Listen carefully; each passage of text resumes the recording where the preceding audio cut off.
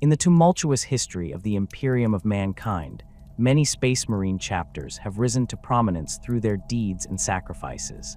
Among these noble warriors, few have exemplified such dedication to honor and truth as the Celestial Lions. Their story begins not in the shadows of the infamous 13th founding, but amidst the relatively stable period of the 23rd founding during the 38th millennium. The 23rd founding, sometimes called the Sentinel Founding, occurred during a time when the Imperium sought to reinforce its borders against growing external threats. Unlike some of the more secretive or controversial foundings in Imperial history, the 23rd was well documented in the archives of Terra. The High Lords authorized the creation of several new chapters to bolster Imperial defenses in regions that had grown vulnerable to Xenos incursions and heretical uprisings. Among these newly formed chapters were the Celestial Lions, created with gene seed derived from the Imperial Fists. Though official documentation regarding their progenitor chapter was deliberately kept vague, a common practice by the Adeptus Mechanicus to maintain the mystique surrounding Space Marine creation, multiple indicators point to Rogaldorn's lineage.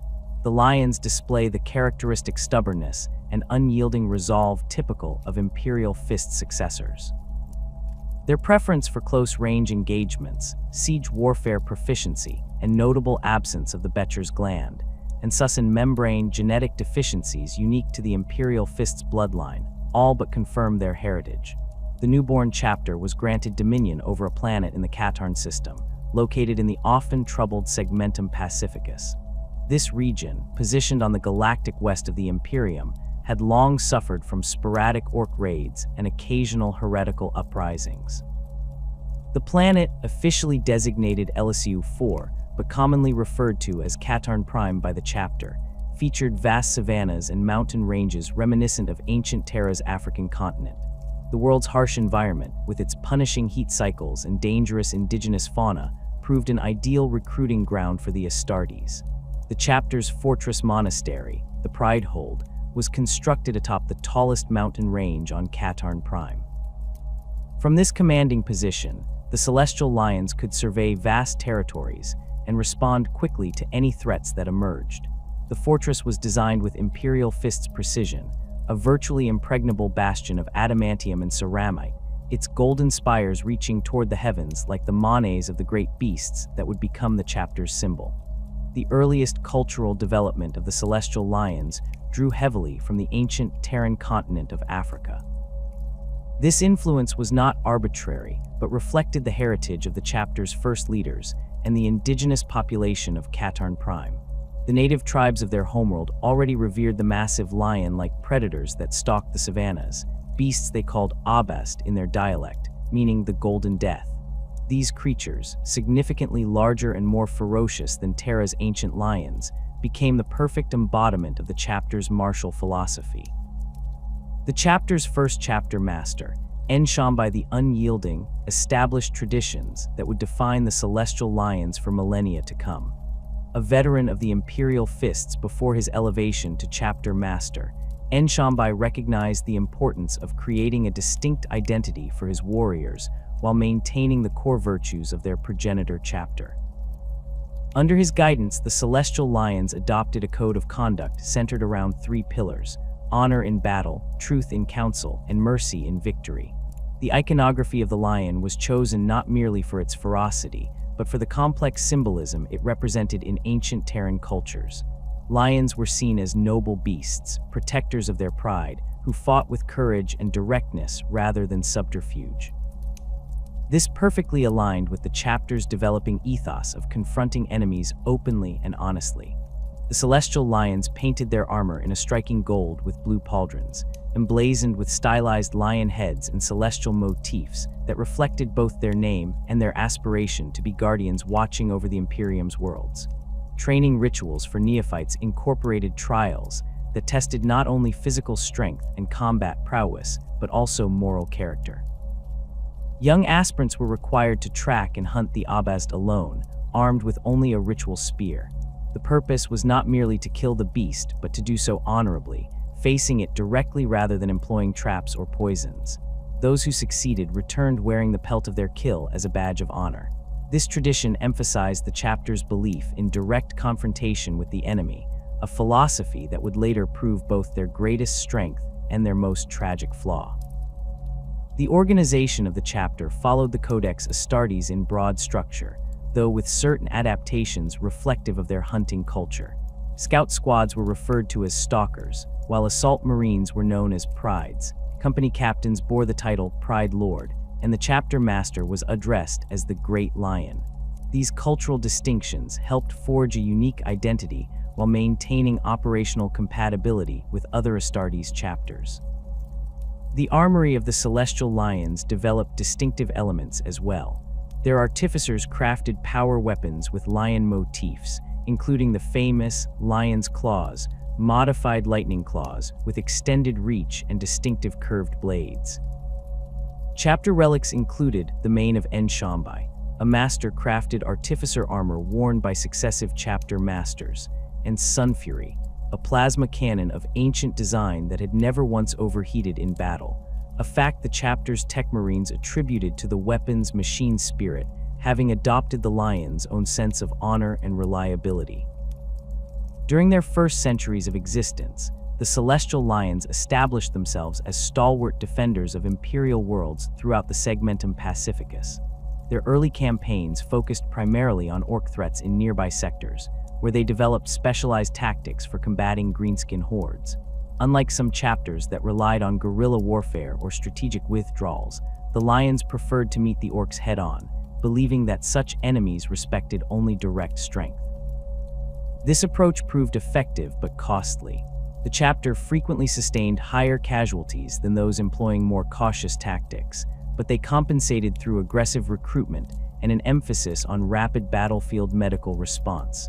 Their Apothecaries became particularly skilled at stabilizing wounded battle brothers in combat conditions, allowing for higher rates of gene seed recovery and warrior survival. The chapter's dedication to truth manifested in their interactions with imperial authorities and citizens alike. Celestial Lions commanders became known for their forthright assessments and refusal to embellish reports for political advantage. When a lion spoke, imperial governors and military leaders learned to listen, for their words carried no hidden agendas or self-serving distortions. This reputation for honesty earned them respect among many imperial institutions, but also created friction with more politically minded factions who preferred convenient falsehoods to uncomfortable truths. By the end of their first millennium of service, the Celestial Lions had carved out a reputation as honorable, if somewhat rigid, defenders of humanity. Their fortress monastery had grown into a complex that rivaled the greatest Astartes strongholds, with extensive training grounds, gene seed cultivation facilities, and shrines dedicated to fallen heroes. The surrounding settlements on Katarn Prime flourished under their protection, providing a steady stream of recruits and developing a culture that mirrored the chapter's values. The chapter's librarius developed unique psychic disciplines focused on what they termed pride sight, techniques that enhanced battlefield awareness and allowed for coordinated hunting of elusive enemies. Celestial Lions librarians often served as the spiritual guides of the chapter, preserving oral histories and leading warriors in rituals that reinforced their bonds of brotherhood. Unlike some chapters that viewed psychers with suspicion, the Lions integrated their librarians fully into their martial culture, seeing their abilities as another weapon in humanity's defense. The Reclusium of the Celestial Lions emphasized the Emperor's role as the ultimate protector of mankind, a celestial lion watching over his pride. Chapter chaplains, known as truth speakers, conducted ceremonies that reinforced the warrior's dedication to honesty and direct action. Before major engagements, battle brothers would gather in circular formations called truth circles, where any warrior could speak his concerns or insights without fear of reprisal. This practice ensured that no tactical consideration went unvoiced due to rank or political considerations. As their influence expanded, the Celestial Lions established a network of listening posts and recruitment centers on compatible worlds throughout their operational sphere. These outposts, called Pride Stones, served as forward bases for chapter operations and places where potential recruits could be tested for compatibility with the Lion's gene seed. Each Pride Stone was maintained by a small contingent of battle brothers, typically including an apothecary, a chaplain, and several veterans who assessed candidates and maintained imperial authority in regions where other imperial presence was minimal. The chapter's approach to warfare evolved during these formative centuries. While maintaining their preference for direct engagement, they developed sophisticated combined arms tactics that maximized the impact of their limited numbers. Celestial Lions commanders became adept at identifying the critical moment in battle when a precisely applied force could shatter enemy cohesion. They termed this the killing pounce, a sudden, overwhelming assault that targeted enemy leadership or critical assets. Through these early centuries, the Celestial Lions established themselves as a chapter defined by honor, truthfulness, and courage. Their golden armor became a welcome sight on beleaguered imperial worlds, their battle cry, for the pride in the Emperor, rallying beleaguered defenders. Though they remained relatively unknown compared to more storied chapters like the Ultramarines or Blood Angels, within their sphere of influence, the Lions earned deep respect for their unwavering dedication to imperial ideals. Yet even in these early days, the seeds of future conflict were being sown. The chapter's insistence on truth and their refusal to engage in the political maneuvering common to imperial institutions occasionally created tensions with other imperial organizations. Their straightforward approach to warfare, while effective against many enemies, would prove challenging against foes that employed subterfuge and manipulation. These characteristics, so central to their identity, would eventually lead the Celestial Lions down a path of glory and tragedy that few could have foreseen during their founding days. The distinctive armor of the Celestial Lions stands as a testament to their heritage and martial philosophy. Painted in a lustrous gold that catches the light of distant stars, their power armor serves not merely as protection, but as a declaration of their presence on the battlefield. The primary gold coloration covers the majority of their Mark 7 and Mark 8 plate, symbolizing both the solar aspect of their name and the tawny hides of the great predators of their homeworld. This is complemented by rich cobalt blue on the pauldrons, knee guards, and occasionally the helmet, creating a striking contrast that ensures Celestial Lions are immediately recognizable even in the chaos of battle.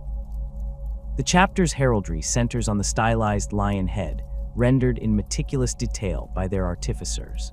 Unlike the simplified iconography of many chapters, the Celestial Lion's emblem features an anatomically accurate leonine visage with a flowing mane that radiates outward like solar flares. This symbol appears prominently on the left pauldron, while the right typically bears squad and company markings in accordance with Codex organizational principles.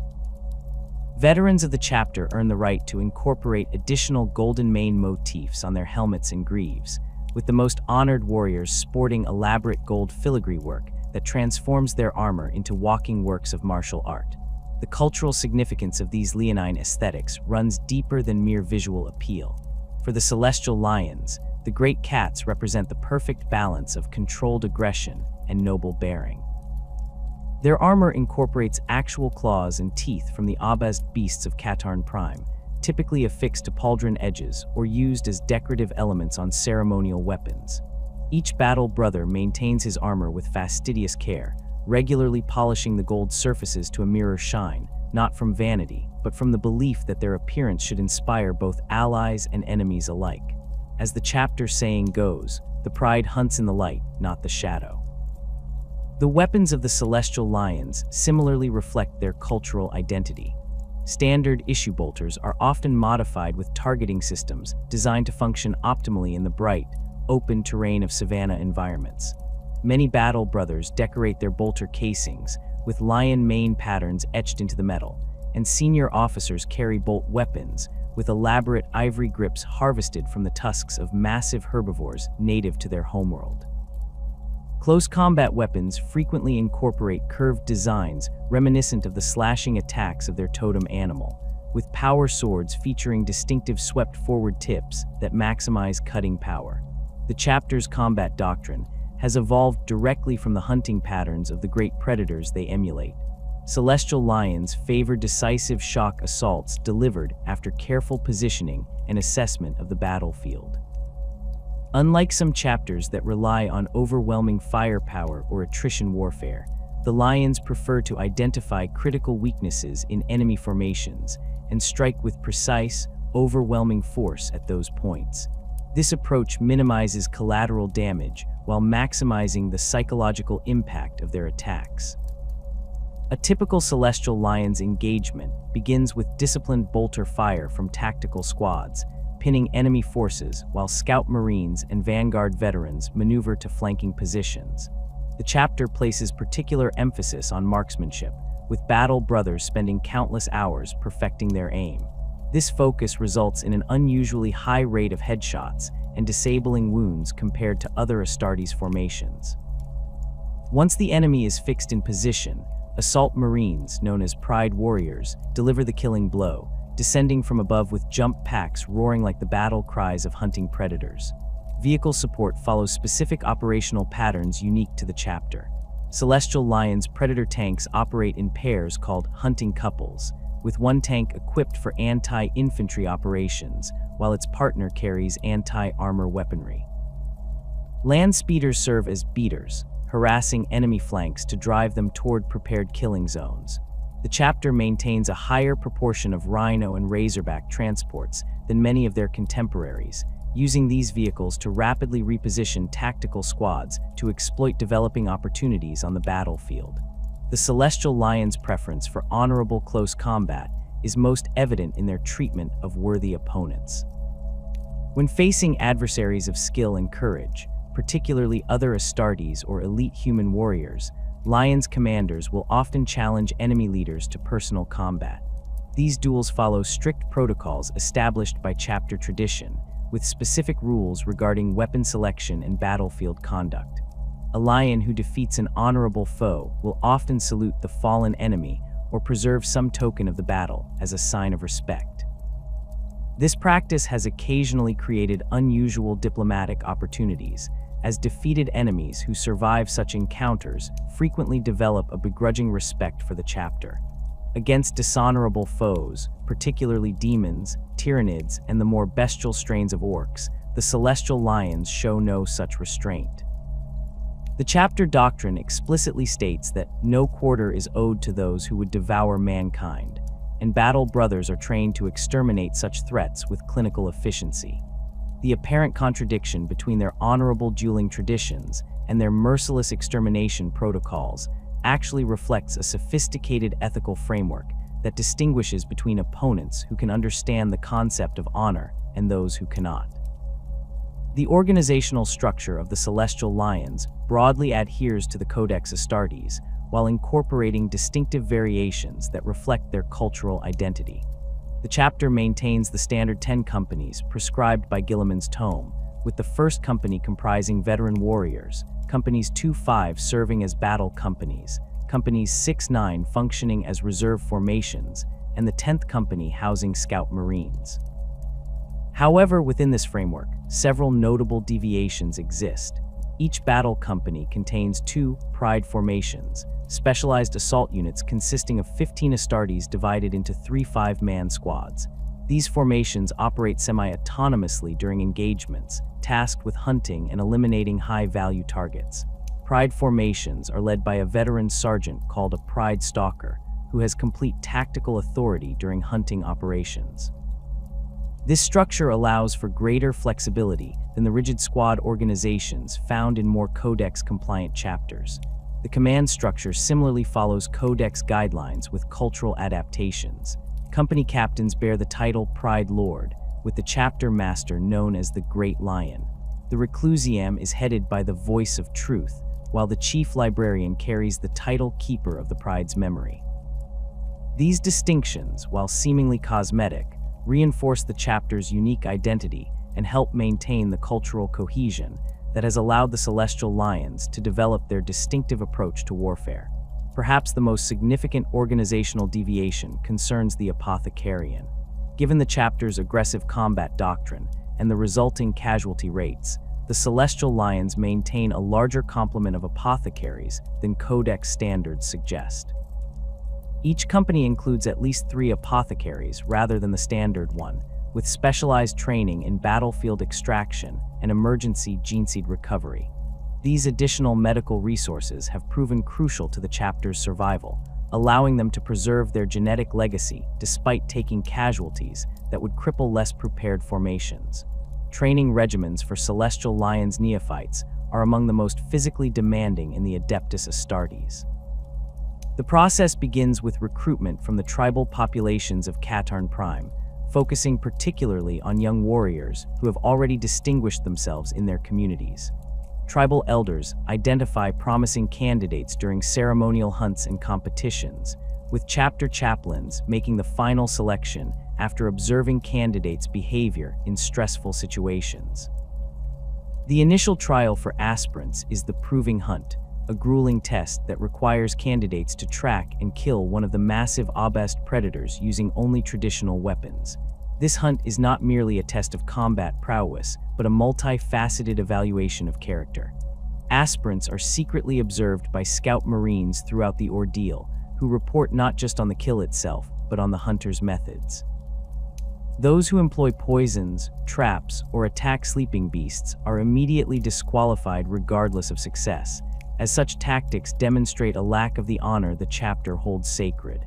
Successful aspirants are brought to the Pridehold for implantation of the first geneseed organs and the beginning of their transformation into Astartes. During this process, neophytes undergo intensive indoctrination in the chapter's history and values through a combination of hypno-conditioning and traditional oral storytelling. Senior chaplains, known as truth speakers, relate the deeds of honored ancestors, while neophytes endure the pain of their physical transformation, creating powerful associative memories that bind the chapter's traditions to their very flesh. Combat training emphasizes both individual excellence and unit cohesion. Neophytes first learn to fight as lone hunters, developing self-reliance and tactical judgment, before gradually incorporating team-based exercises. This approach produces battle brothers capable of operating independently when necessary, while still functioning effectively in coordinated assault formations. Marksmanship training receives particular attention, with neophytes spending thousands of hours in firing drills under increasingly difficult conditions, until accurate shooting becomes instinctual rather than calculated. A distinctive element of Celestial Lions training is the Challenge Circle, a ritual combat practice where battle brothers face one another in non-lethal duels using training weapons. These bouts are not merely physical contests, but exercises in honorable conduct. Participants must declare their intentions before attacking, avoid dishonorable tactics, and acknowledge successful strikes by their opponents. Warriors who attempt to deny obvious hits or who employ forbidden techniques face severe censure, reinforcing the chapter's emphasis on truthfulness even in the heat of combat. The final phase of training involves actual combat operations alongside full battle brothers. Unlike some chapters that employ their scout company primarily for reconnaissance, the Celestial Lions frequently integrate scout squads directly into assault formations. This practice, while increasing the risk to neophytes, accelerates their development as warriors and helps them internalize the chapter's aggressive combat doctrine through direct experience rather than theoretical instruction. Throughout their training, aspirants are subjected to rigorous tests of moral character alongside physical challenges. The Truth Vigil requires neophytes to confess their fears and failings before their brothers, demonstrating the courage to acknowledge weakness rather than hiding behind false bravado. The Burden Hunt forces aspirants to carry injured comrades through dangerous territory, emphasizing that no lion is left behind regardless of the cost. These exercises forge warriors who value integrity as highly as martial prowess, creating the distinctive character that has defined the Celestial Lions throughout their service to the Imperium.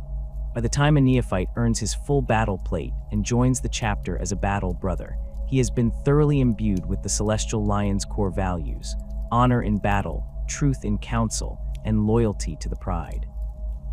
These principles guide every aspect of the chapter's operations, from grand strategy to individual combat techniques, creating a unified approach to warfare that balances aggression with discipline and ferocity with control. The first warning signs of the Second War for Armageddon came as astropathic distress signals from the outer colonies of the Armageddon system in the year 941 of the 41st millennium. The Celestial Lions, operating in the neighboring Genista sector after concluding a campaign against Eldar Corsairs, were among the first Astartes chapters to respond to the call. Captain Saul Cadmoni, Pride Lord of the Fourth Company, immediately redirected his strike cruiser, Solar Judgment, toward the beleaguered Hive world upon receiving the planetary governor's desperate plea for reinforcement. The scale of the Orc invasion became apparent as the Celestial Lions vessels translated from the warp into real space near Armageddon.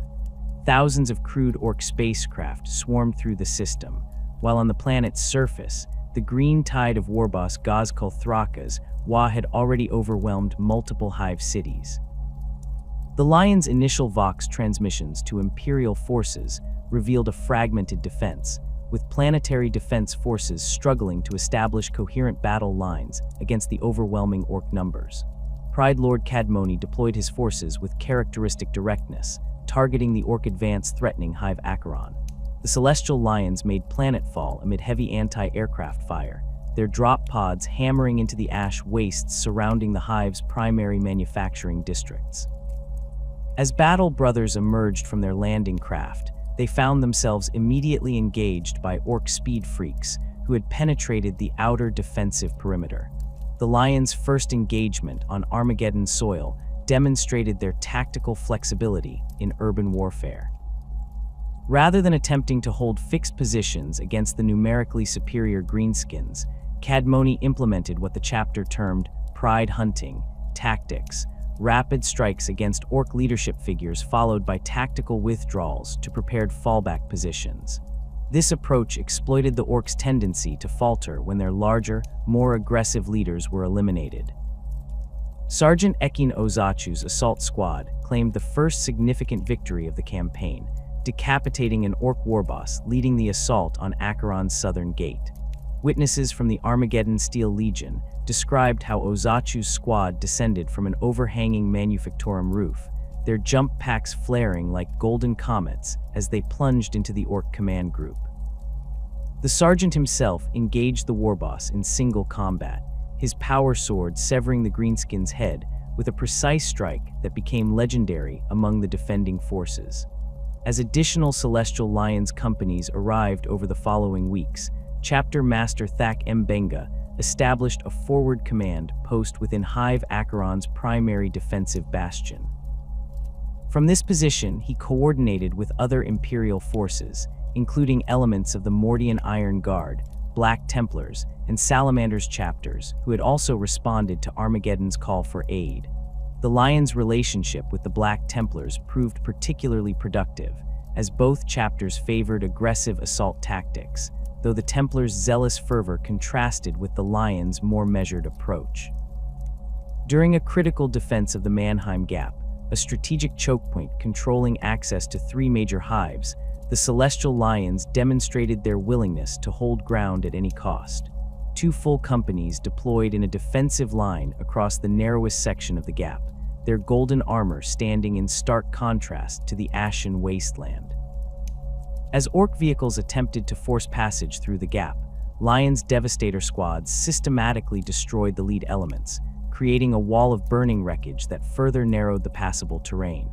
When the Orcs dismounted and attempted to overwhelm the Astartes through sheer numbers, Chapter Ancient Camo unveiled the Lion's sacred banner, its golden lion emblazoned on deep blue fabric, serving as a rallying point for the defenders.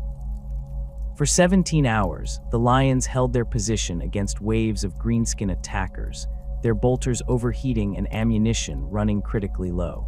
Pride Lord Equency of the Second Company, finding his bolt pistol empty and power sword damaged, continued fighting with a salvaged Orc choppa, decapitating 6 greenskins before reinforcements finally arrived. The Lions' defense of Mannheim Gap cost them 37 Battle Brothers, but denied the Orcs access to Hives in Furnace, Hellsreach, and Acheron, saving millions of civilian lives. The survivors bore new battle honors on their armor, with small golden skull icons affixed to their pauldrons commemorating their stand. This action cemented the Celestial Lions' reputation among Armageddon's defenders as warriors who would hold their ground regardless of the odds. As the Second War progressed, the Celestial Lions developed an effective partnership with the Salamanders chapter. Though their tactical approaches differed, the Salamanders prioritizing civilian evacuation, while the Lions focused on aggressive counterattacks. Both chapters shared a fundamental concern for the human populations they defended. Joint operations between the two forces became increasingly common, with Salamander's flame units providing covering fire for Celestial Lions' assault squads. During one such combined operation at production plant Delta Sigma 9, Salamander's Captain Pelaz Mirzan found himself cut off and surrounded by Orc meganobs after a collapsed gantry separated him from his command squad. Witnessing this from an adjacent structure, Celestial Lions Sergeant Tebogo led his tactical squad in a daring traversal across damaged pipework to reach the beleaguered Salamander. The resulting battle saw Lions and Salamanders fighting back to back, their contrasting colors, emerald green and burnished gold, creating what surviving workers described as a vision of legendary heroes amidst the smoke and flame. This incident fostered a lasting brotherhood between the two chapters that would prove crucial in later conflicts. Salamander's artificers gifted their Celestial Lions counterparts with master-crafted flame units adapted to complement the Lions' assault tactics, while Lions' Apothecaries shared their expertise in field trauma treatment with their Salamander's colleagues. The war's conclusion, with Commissar Yarek's successful defense and Gazkul's retreat, allowed the Celestial Lions to withdraw the majority of their forces from Armageddon. However, Chapter Master Mbenga, recognizing the strategic importance of the planet and suspecting the Orcs would eventually return, established a permanent garrison of one tactical squad and supporting elements at Hive Acheron. This decision would prove prescient when 50 years later, Gazkul returned with an even larger, while the Celestial Lions' response to the Third War for Armageddon was immediate and substantial.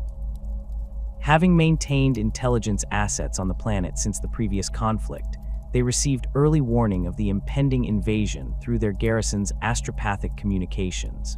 Chapter Master Mbenga, now in the twilight of his long service but still a formidable warrior, mobilized 7 full companies, an unprecedented commitment of chapter resources to a single theater. The Lions' fleet arrived at Armageddon just days after the first Orc landings, allowing them to deploy while Imperial defenses were still relatively intact. Unlike their previous campaign, where they had been forced to react to established Orc positions, the chapter now implemented pre-planned defensive strategies developed during the intervening decades. Primary among these was Operation Pride Wall, the establishment of fortified positions at key junctures in Armageddon's transport network to compartmentalize the Orc advance. Steel Cross Hive became the focal point of the Celestial Lions' defense strategy. Located at the intersection of major supply routes, its fall would have allowed the Orcs to rapidly redeploy forces between multiple fronts. The Lions' 3rd and 5th Companies established a defensive perimeter around the Hive, reinforcing Imperial Guard positions with Astartes heavy weapons teams and armored support. Ancient defensive plans from the previous war were updated and implemented, with civilian populations evacuated from vulnerable districts and concentrated in hardened central shelters. When the Orc assault on Steel Cross began, it hit with unprecedented fury. A massive Stampa, identified by intelligence officers as Gorkanaut's Fist, led the attack, its enormous guns reducing defensive positions to rubble with each thunderous volley. Standard anti-armor weapons proved ineffective against its reinforced hull plates, forcing Pride Lord Jelani of the 3rd Company to implement emergency countermeasures. The resulting operation combined the Lions' precision assault doctrine with desperate innovation. While Devastator squads maintained suppressing fire against infantry support, a strike team of 10 veterans led by Sergeant Abana infiltrated the industrial sector adjacent to the Orc advance. Appropriating mining charges from an abandoned storage facility, they executed a daring attack on the Stampa's rear armor plates. Abana himself placed the largest charge directly against a hydraulic piston, the resulting detonation immobilizing the massive war machine. With the Stampa crippled, Chapter Master Mbenga personally led the counterattack, his Terminator armored command squad teleporting directly onto the Orc vehicle's upper deck. The close-quarters battle that followed became legendary among the defenders of Steel Cross, with Mbenga dueling the Stampa's mechbo commander amid showers of sparks from damaged control panels. The chapter master's relic power sword, Savannah's Claw, finally ended the engagement, impaling the Orc engineer through his crude mechanical harness. The defense of Steel Cross demonstrated the Celestial Lion's ability to adapt their preferred offensive tactics to a defensive engagement. Rather than attempting to hold a static line, they created defense in depth, allowing Orc forces to penetrate what appeared to be weakly held positions before counterattacking from multiple directions. This approach exploited the Orcs' tendency to focus on obvious targets while neglecting their flanks and rear security. Throughout the early months of the Third War, the Celestial Lions maintained close coordination with other Astartes forces, particularly their longtime allies the Salamanders. Joint operations became commonplace, with the two chapters developing complementary tactics that maximized their respective strengths. The Lions' mobility and striking power paired effectively with the Salamanders' resilience and firepower, creating combined forces capable of engaging even the largest Orc concentrations. The relationship between the Celestial Lions and the Black Templars also deepened during this period, though tensions occasionally flared due to doctrinal differences. The Templars' preference for zealous charges sometimes clashed with the Lions' more measured hunting approach, leading to friction between officers. However, these disagreements remained professional rather than personal, with both chapters recognizing their shared goal of Armageddon's defense. A notable example of this cooperation occurred during the Battle of Volcanus Plateau, where Celestial Lions and Black Templars forces found themselves defending a Mechanicus shrine against an Orc speed mob. The initial Templar plan called for a direct confrontation in the open wastes, which Pride Lord Cadmoni assessed would result in unnecessary casualties. Rather than creating conflict, he proposed an alternative, using the Lions' land speeders to channel the Orc vehicles into a narrow ravine where combined Astartes forces could engage them from elevated positions. Reclusiarch Grimaldus of the Black Templars, recognizing the tactical soundness of this approach, despite its deviation from Templar doctrine, supported Cadmoni's plan. The resulting ambush destroyed the Orc force with minimal Imperial casualties, cementing respect between the two chapters' commands.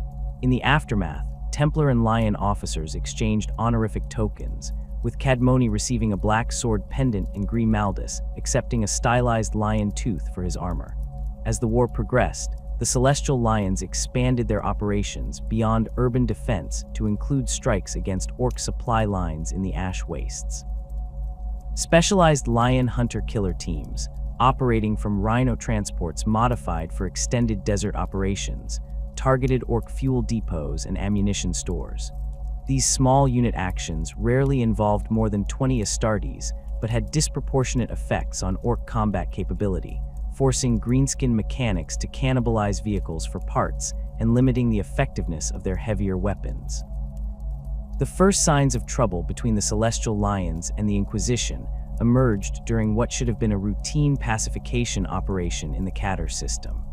In late 948, while much of the chapter remained deployed on Armageddon, the Celestial Lions' Third Company, under Pride Lord Ekin Dubaku, was dispatched to quell reported unrest on the agri-world of Catter III.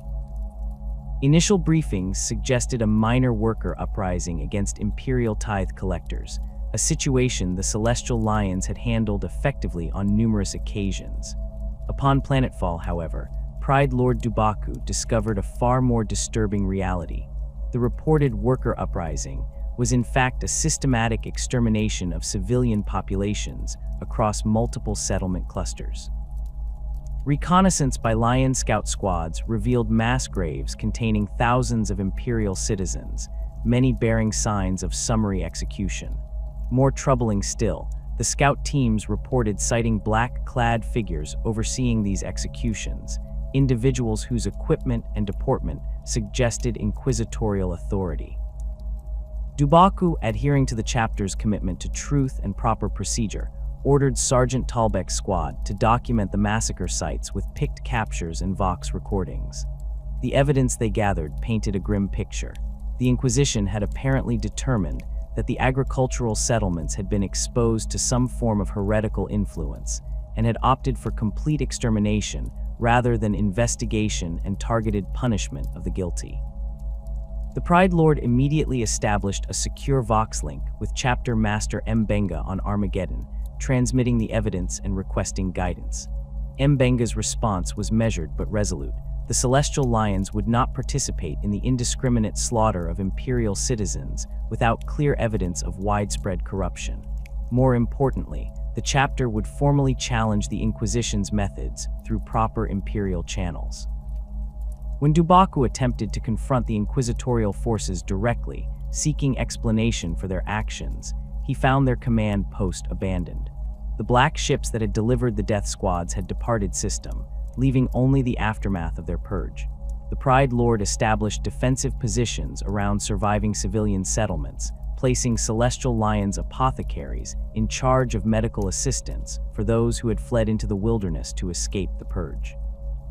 Over the following weeks, the Lions conducted a thorough investigation of the Cadder System massacre. Their findings revealed that the purge had been ordered following a single reported instance of possible chaos worship in a remote agricultural community. Rather than isolating and investigating the incident, the responding Inquisitor, whose identity had been carefully obscured in all documentation, had authorized system-wide cleansing operations affecting settlements with no connection to the original complaint. The Celestial Lions Librarius, led by Chief Librarian Ephraim, conducted psychic forensic examination of the execution sites. Their findings contradicted the inquisitorial assessment entirely. There were minimal traces of chaos influence, nothing that would justify the scale of the response. Most disturbing were the psychic imprints of confusion and innocence lingering in the mass graves, the final thoughts of citizens who died without understanding why their Imperium had turned against them. Chapter Master Mbenga, upon receiving the complete investigation results, made the fateful decision to formally protest the Inquisition's actions to the highest Imperial authority. The Celestial Lions compiled a detailed report, including picked captures of the massacre sites, testimonies from surviving citizens, and the Librarius's psychic assessments. This document was entrusted to a delegation led by Chaplain Mkeem, who departed for Holy Terra aboard the strike cruiser Pride's Truth to present their findings directly to the High Lords. The delegation never reached its destination. 3 weeks into its journey, Pride's Truth suffered a catastrophic engine malfunction while transitioning from warp space near the Nemean Gulf. The resulting explosion destroyed the vessel with all hands, including Chaplain Mkeem and the entire delegation. The chapter's astropathic choir received only fragments of a distress signal, enough to confirm the nature of the disaster, but providing no details that might explain how a meticulously maintained Astartes vessel could suffer such a convenient failure. Undeterred by this setback and growing increasingly suspicious, Chapter Master Mbenga dispatched a second delegation, this time led by Reclusiarch Akachi, and traveling aboard a Black Templar's vessel as guests of Marshal Adelhard, a longtime ally from the Armageddon campaigns. This delegation successfully reached the Sol system, but encountered bureaucratic obstacles at every turn once they arrived in Terra's orbit. Administratum officials redirected them between departments, required endless documentation verification, and imposed quarantine procedures rarely applied to Astartes visitors. When Reclusiarch Akachi and his companions finally secured passage to the surface, they were informed that their audience with the High Lord's representatives had been indefinitely postponed due to security concerns. Forced to wait in assigned quarters within the vast bureaucratic complex surrounding the Imperial Palace, the Celestial Lions found themselves effectively detained without formal charges. 3 days into this irregular confinement, Reclusiarch Akachi and 2 accompanying battle brothers left their quarters to attend prayer services at the Temple of the Emperor Ascendant, a journey they had been explicitly permitted to make. They never returned. Imperial authorities later reported that the Astartes had been killed when their shuttle suffered navigational system failure and collided with an orbital defense platform. Their gene seed, authorities claimed, had been too damaged for recovery. Back on Armageddon, Chapter Master Mbenga received news of this second disaster with grim resolve.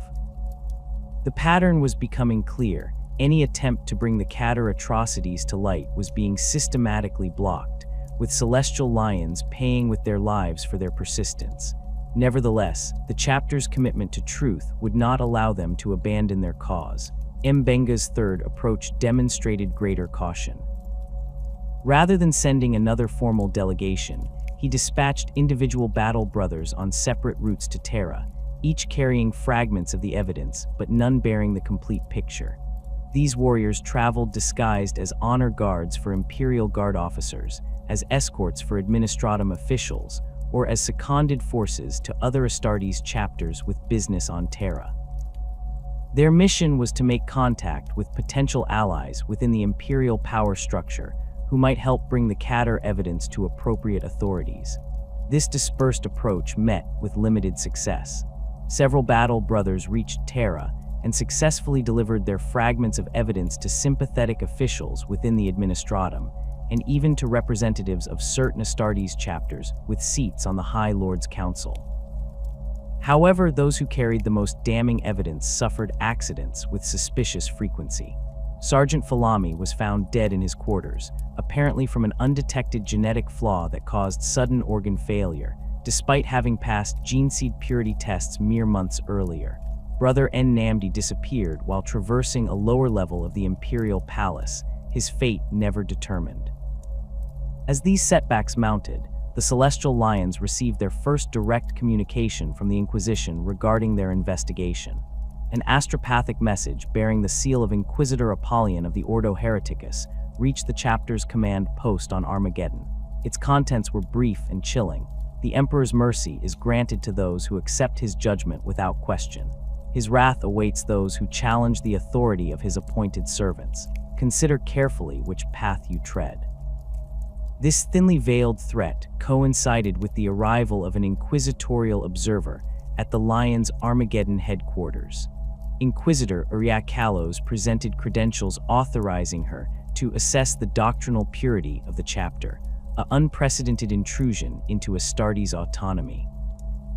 Pride Lord Cadmoni, serving as acting commander while Chapter Master Mbenga attended a war council at Hive Hellsreach, received the Inquisitor with cold formality, providing her the access her authority demanded while assigning veteran Sergeant Obari to assist her investigations and monitor her activities.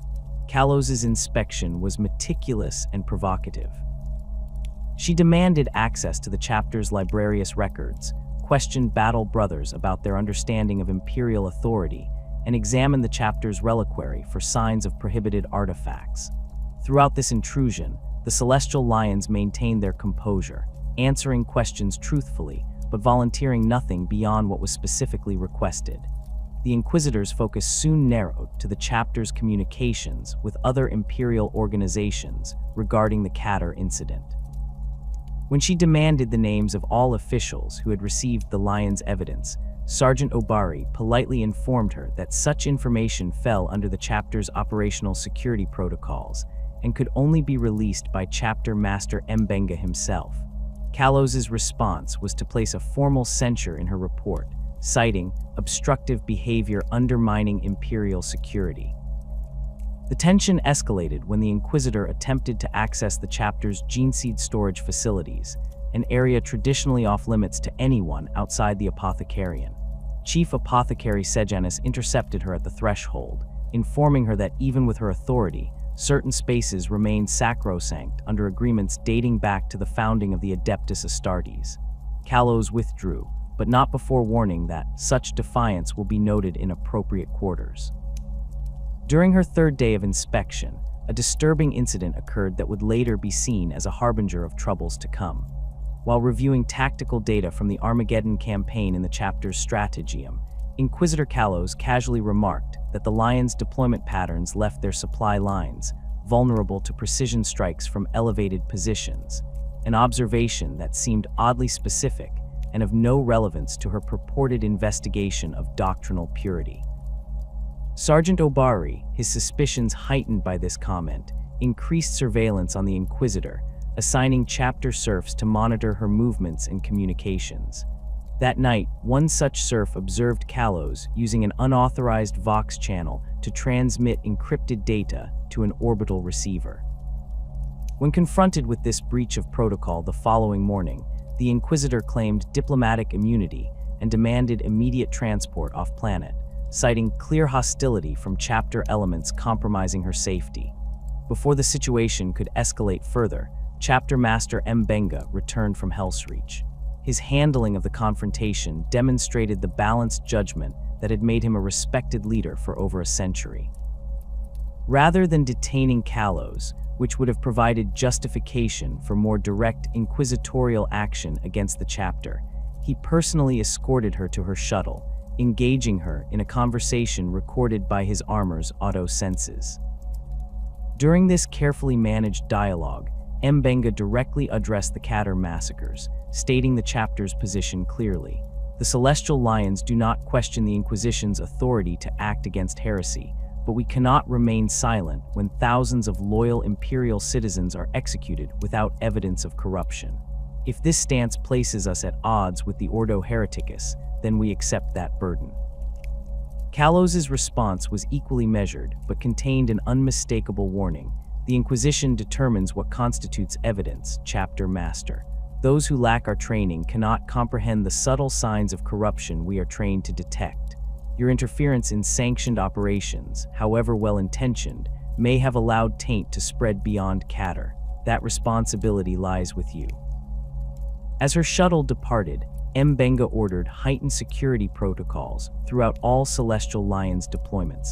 Chapter communications were encrypted using systems provided by their Salamander's allies rather than standard Imperial channels. Scout teams began sweeping Lion positions for unauthorized monitoring devices, discovering several such units in command areas. Most significantly, Mbenga dispatched a request to Chapter Master Tushan of the Salamanders, asking for their Forge Master's assistance in examining Lion equipment for signs of tampering. This precaution proved prescient when Salamander's Techmarine Nocturne discovered subtle modifications to the targeting systems of Celestial Lion's Whirlwind artillery vehicles. The alterations would have caused the weapons to systematically misalign by several degrees during sustained fire, potentially endangering friendly forces.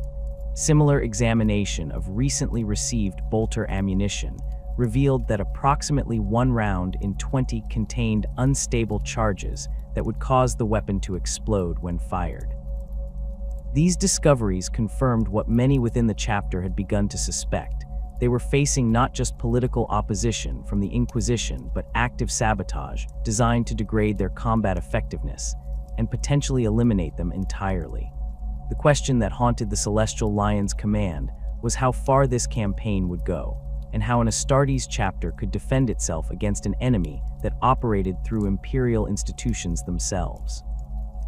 The answer would come sooner than anyone expected, and in a form more devastating than the Lions could have imagined. As the Third War for Armageddon intensified, the Celestial Lions would find themselves fighting not only the Orc hordes, but also shadowy adversaries who struck from unexpected quarters, using the chaos of battle to conceal their true intentions. The chapter's commitment to honor and truth, the very qualities that had defined them since their founding, would be tested as never before on the blood-soaked plains of Armageddon. The deployment orders for Hive Volcanus came through standard Imperial channels, bearing all the appropriate authentication codes and strategic assessments typical of high command directives. Pride Lord Ekin Dubaku studied the tactical overlay with growing concern as his command squad gathered in the makeshift stratageum aboard the strike cruiser Desert's Fury. The intelligence briefing claimed a significant Orc buildup in the eastern quadrant of the Hive, threatening to overwhelm the Imperial Guard regiments holding the outer Manufactorum districts. These deployment coordinates place us directly between 3 Promethium refineries, Dubaku noted, his finger tracing the designated landing zones. Tactical disadvantage from every approach vector. Chief Apothecary Sejanus leaned closer to the hololithic display, his experienced eyes narrowing at the topographical details. The elevation profiles are problematic, we would be exposed to fire from at least 7 different vantage points with minimal cover. Despite these misgivings, the urgency of the situation left little room for delay or renegotiation. The Celestial Lion's 4th and 5th companies made planetfall at the designated coordinates 19 hours later, drop pods hammering into the ash-choked ground amid the twisted metal frameworks of Vulcanus's industrial zone. The expected orc resistance was surprisingly light, scattered bands of greenskins that appeared more surprised by the Astartes' arrival than prepared for combat. Pride Lord Dubaku established a forward command post in an abandoned Prometheum control station, deploying tactical squads in a defensive perimeter, while scout teams pushed outward to locate the reported orc concentration. Vox communication with local Imperial Guard forces proved unexpectedly difficult, with persistent interference disrupting coordination attempts. When contact was finally established with the nearest Steel Legion company, their commander expressed confusion. They had received no intelligence about orc buildups in the sector and had been preparing to redeploy westward on orders from Hive Command. As night fell over Vulcanus, the first shells struck. They came not from orc artillery, but from Imperial Guard basilisk batteries positioned on the highlands overlooking the Celestial Lion's position. The initial barrage hit with devastating precision, destroying the command post and killing 14 battle brothers before they could reach shelter. Pride Lord Dubaku immediately dispatched Thunderhawk, Savannah Hunter, to establish visual contact with the Guard artillery units and halt the friendly fire. The Thunderhawk never reached its destination. Surface-to-air missiles, Imperial manufacture, not crude orc technology, struck the gunship 3 kilometers from the Lion's perimeter. The craft crashed into a Prometheum pipeline, the resulting explosion visible across half the Hive. There were no survivors. Dubaku's urgent Vox transmissions to Imperial command channels met with delayed responses and bureaucratic confusion. Each communication layer claimed the bombardment must be originating from a different command structure, with responsibility shifting between Guard regiments, planetary defense batteries, and even Adeptus Mechanicus support units. Meanwhile, the shelling continued with methodical precision, each volley targeting areas where Celestial Lion's life signs concentrated. Through the night and into the following day, the Lions endured the bombardment while attempting to maneuver out of the kill zone. Tactical Squad Thabit, attempting to reach higher ground to establish a secure Vox relay, reported sighting unidentified figures in black fatigues operating an observation post on a refinery tower. Before they could investigate further, a direct artillery hit obliterated the entire squad. By the 3rd day, the situation had deteriorated critically. 63 battle brothers had fallen, with dozens more sustaining serious injuries. The chapter's Apothecaries worked tirelessly to treat the wounded and recover geneseed from the fallen, but they too became targets. Apothecary Varro, while performing field surgery on Brother Namdi, was killed instantly by a single high-velocity round that passed through his narthecium and into his skull, a precision shot impossible for orc weaponry and unlikely even for standard Imperial Guard marksmen. Within hours, 2 more apothecaries fell to similar sniper fire. Chief Apothecary Sejanus, analyzing the wound patterns, recognized the distinctive damage caused by Exodus rifles, specialized weapons used exclusively by Vindicare assassins and certain inquisitorial operatives. The implications were too clear to ignore, yet too terrible to accept. The Celestial Lions were not victims of tragic friendly fire, but targets of deliberate execution. On the 4th day, as ammunition reserves dwindled and casualty rates climbed, the artillery bombardment abruptly ceased. The sudden silence was almost as disorienting as the constant shelling had been. Pride Lord Dubaku used the respite to reorganize his surviving forces, consolidating their position in a partially collapsed manufactorum, whose ferrocrete walls offered some protection against sniper fire. The reason for the ceasefire soon became apparent. Massive orc formations, previously undetected by Lion scouts, began converging on their position from 3 directions. Thousands of greenskins, led by hulking knobs and supported by looted Imperial vehicles, encircled the weakened Astartes force. Intercepted Orc Vox traffic suggested they had been deliberately directed toward the Lion's position by false signals mimicking greenskin call signs, another indication of sophisticated human interference rather than typical orc behavior. With no viable extraction plan and reinforcement impossible given their compromised communications, Pride Lord Dubaku made the only decision his honor would allow. The Celestial Lions would stand and fight, selling their lives dearly in accordance with their chapter traditions. He transmitted a final message to Chapter Master Mbenga on an emergency channel, documenting their situation and his conclusions regarding the orchestrated nature of their predicament. "We die as lions, facing our foes," his transmission concluded, "but know that those foes do not all wear greenskin hides." The battle that followed would later be known as the Massacre at Volcanus. Outnumbered more than 50 to 1, the surviving Celestial Lions formed a circular defense around their remaining Apothecaries, determined that their gene seed would be preserved even if they could not be. Pride Lord Dubaku led from the front, his power sword claiming an orc warboss and numerous knobs before he finally fell to a barrage of crude bullets and choppa blows. Throughout the battle, Imperial sniper fire continued to target the Lions' Apothecaries with unerring precision. Of the 7 who had deployed to Volcanus, only one, young Apothecary Balthus, survived the engagement, and only because veteran Sergeant Cumulo threw himself into the path of a sniper round meant for the medical officer. With his dying breath, Cumulo pressed his sacred Narthesium into Balthus's hands, charging him with preserving the chapter's future. As night fell again over Volcanus, only 38 Celestial Lions remained battle-worthy from the original 200. They formed a final defensive ring around a small promethium storage facility, using the highly flammable material as both weapon, and if necessary, a means to deny the enemy their gene seed. The orcs, sensing victory, pressed their attack with renewed frenzy. The expected last stand never came to completion.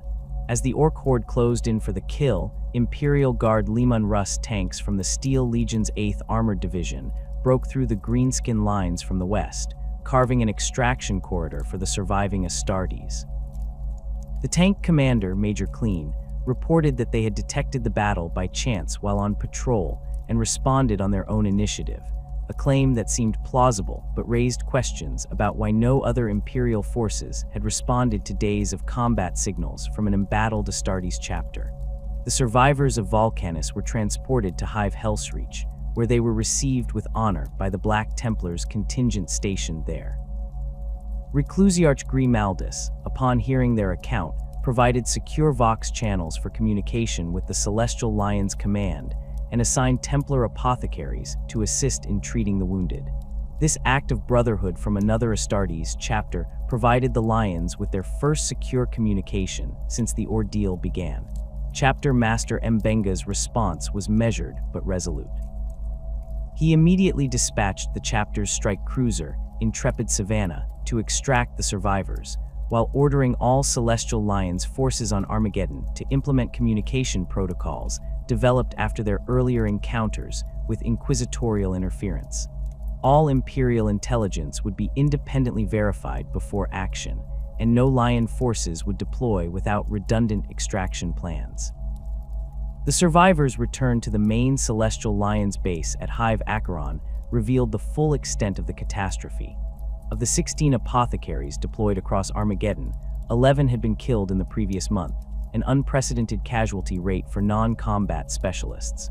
Most had died to precision headshots that destroyed their brain tissue while leaving their armor largely intact, a signature consistent with the work of Imperial assassins rather than orc snipers. More disturbing still was the condition of the gene seed recovered from fallen battle brothers at Volcanus. Apothecary Balthus discovered evidence of tampering in several progenitor glands, microscopic toxins that would have rendered the genetic material unviable if implanted into new aspirants. This sophisticated sabotage required advanced biological knowledge far beyond orc capabilities and access to the secured apothecary storage containers. With their apothecarian decimated and their gene seed reserves potentially compromised, the Celestial Lions faced an existential threat more severe than any battlefield defeat. A chapter without viable gene seed cannot replace its losses. It faces slow extinction as casualties mount without new battle brothers to take up their mantle. This vulnerability was not lost on Chapter Master Mbenga, who recognized that the systematic targeting of apothecaries represented not just an attempt to kill celestial lions, but to ensure the chapter would die completely, removed from Imperial history. Despite these grim revelations, the celestial lions continued their fight against the orcs of Armageddon. Honor demanded no less. Regardless of the shadow war being waged against them by elements within the Imperium, they had served faithfully for millennia. Mbenga reorganized his remaining forces, consolidating 5 depleted companies into 3 battle-worthy units, while establishing a protected inner sanctum for the surviving apothecaries. The chapter's allies among the Salamanders and Black Templars provided what assistance they could without openly challenging inquisitorial authority. Salamander's apothecaries shared technical knowledge to help screen geneseed for contamination, while Black Templars' forces occasionally misinterpreted orders in ways that positioned them to support Lion's operations. These acts of brotherhood, while valuable, could not address the fundamental problem. Someone with significant imperial authority had marked the Celestial Lions for extinction.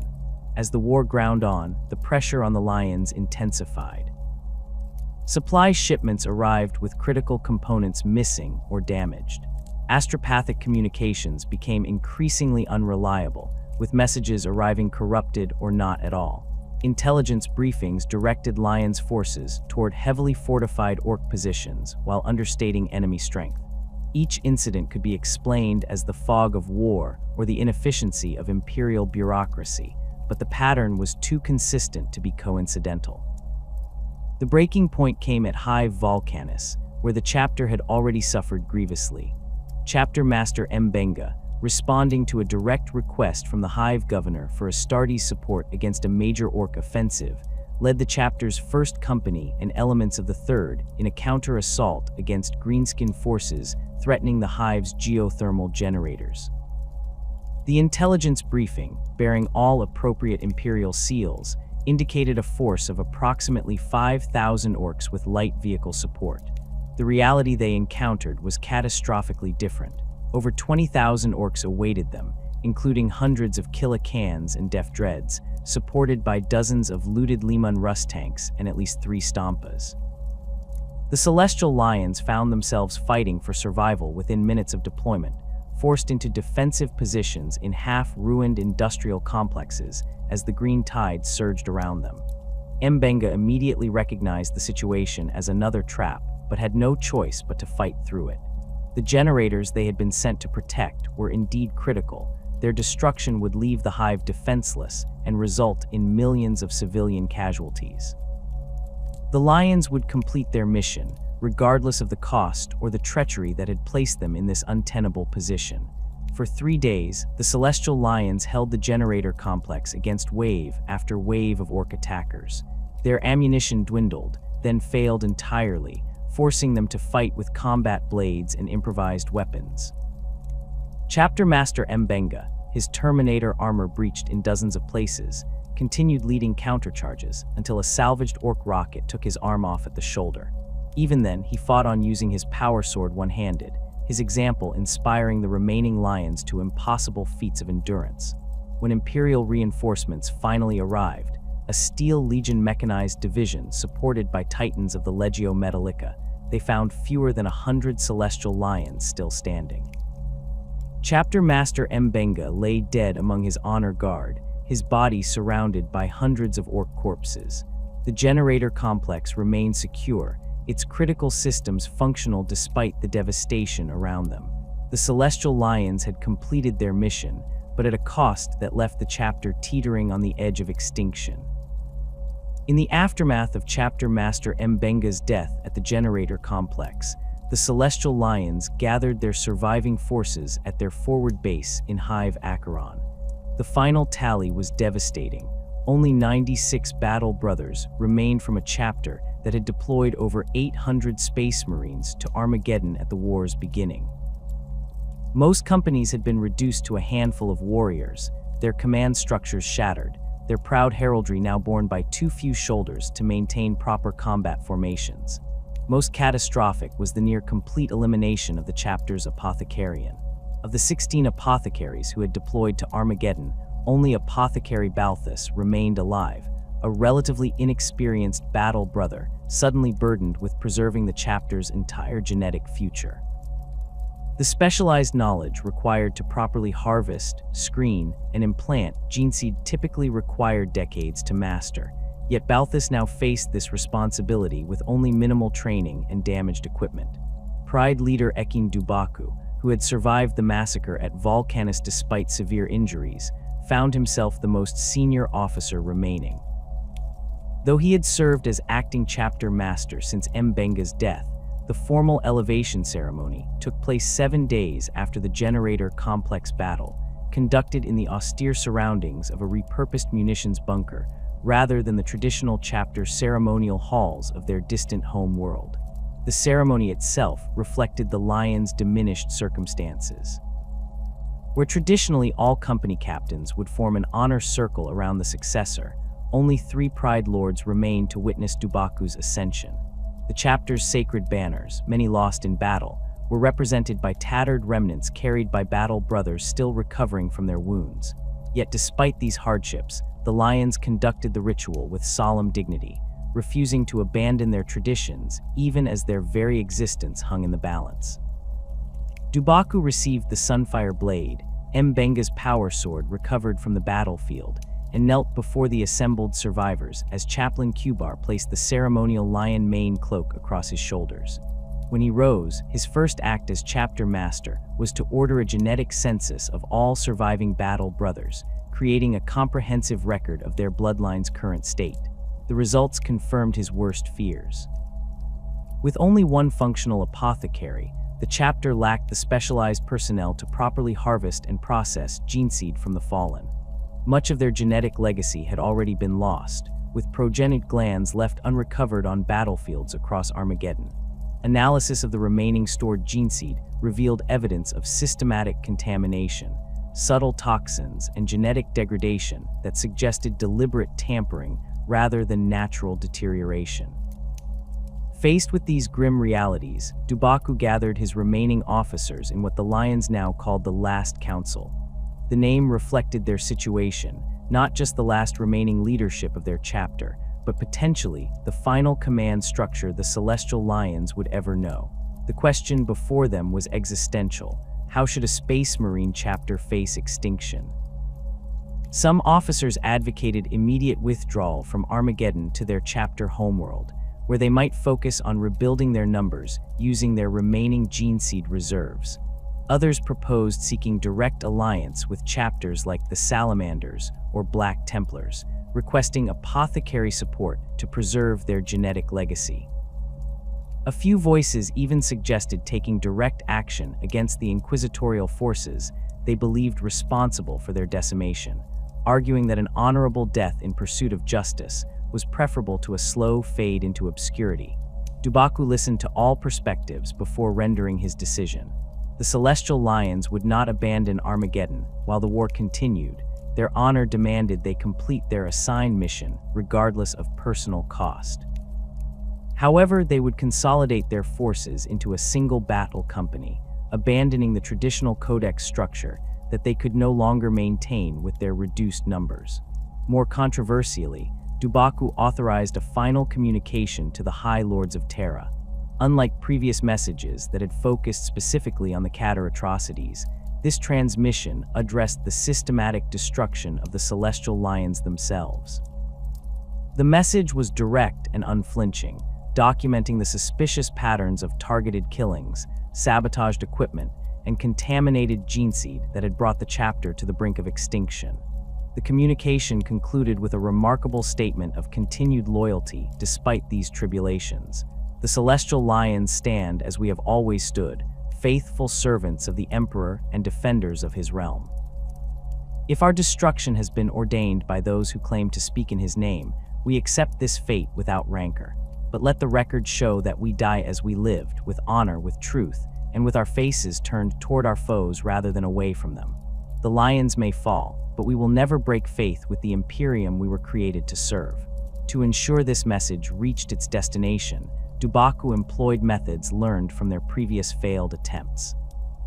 The transmission was broken into encrypted fragments and dispatched through multiple channels, some via allied chapters' astropathic choirs, others through merchant vessels bound for distant sectors, and still others through Imperial Guard command structures. Each fragment contained authentication codes that would allow the message to be reassembled only by the intended recipients on Terra. Whether this final communication ever reached the High Lords remains unknown. No official response was ever received, though certain administrative decisions in subsequent years, particularly regarding the redistribution of chapter recruitment territories, suggested that at least some Imperial authorities were aware of the Celestial Lion's precarious status. With this matter addressed, Dubaku turned his attention to the immediate future of his remaining warriors. The 96 surviving Lions were reorganized into 10 combat squads, each led by the most experienced battle brother available regardless of previous rank. Former company captains now led tactical squads alongside sergeants who had once commanded scout teams. This flattening of the command structure was practical necessity rather than choice. The chapter simply lacked the numbers to maintain traditional hierarchies. Apothecary Balthus received special dispensation to avoid direct combat whenever possible, his survival now critical to any hope of chapter continuity.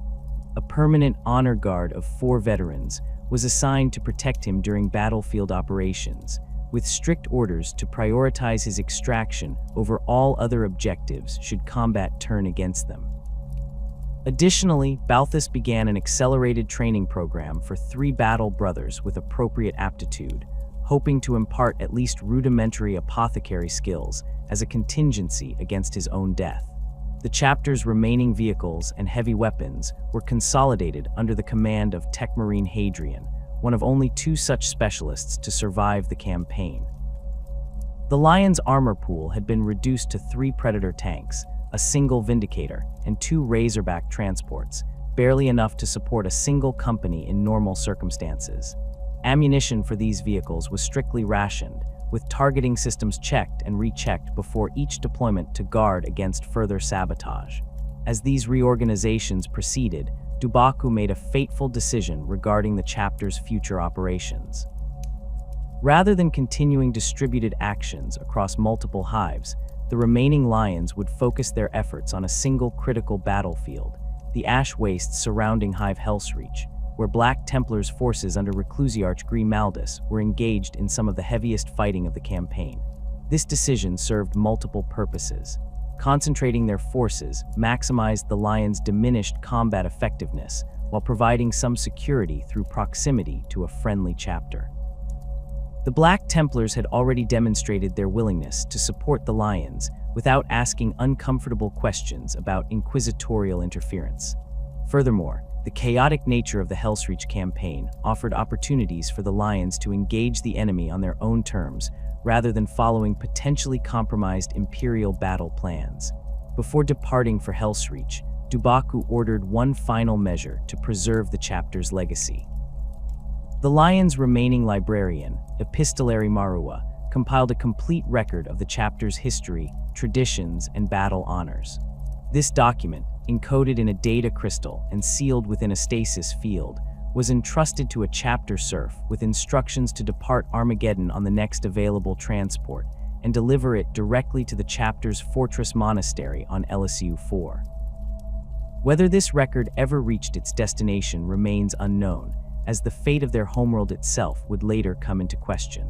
The Celestial Lion's arrival at Hellsreach coincided with a massive orc offensive against the Hive's southern walls.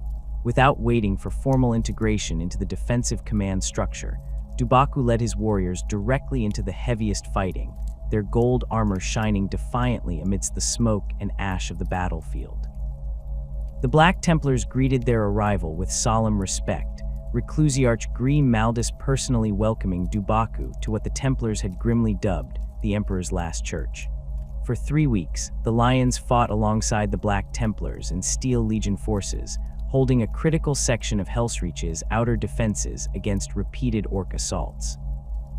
Their reduced numbers meant each Lion had to fight with the effectiveness of 10 warriors, holding longer watches and taking fewer rest periods than even the superhuman physiology of the Astartes was designed to endure. Yet they persevered, their discipline and determination undiminished by their chapter's misfortunes. During this period, an unexpected development occurred that gave the Lions their first cause for hope in months. A Salamander's strike force led by Captain Dactyr arrived at Hellsreach, bringing with them 2 Apothecaries who had been specifically dispatched by Chapter Master Tushan to assist the Celestial Lions.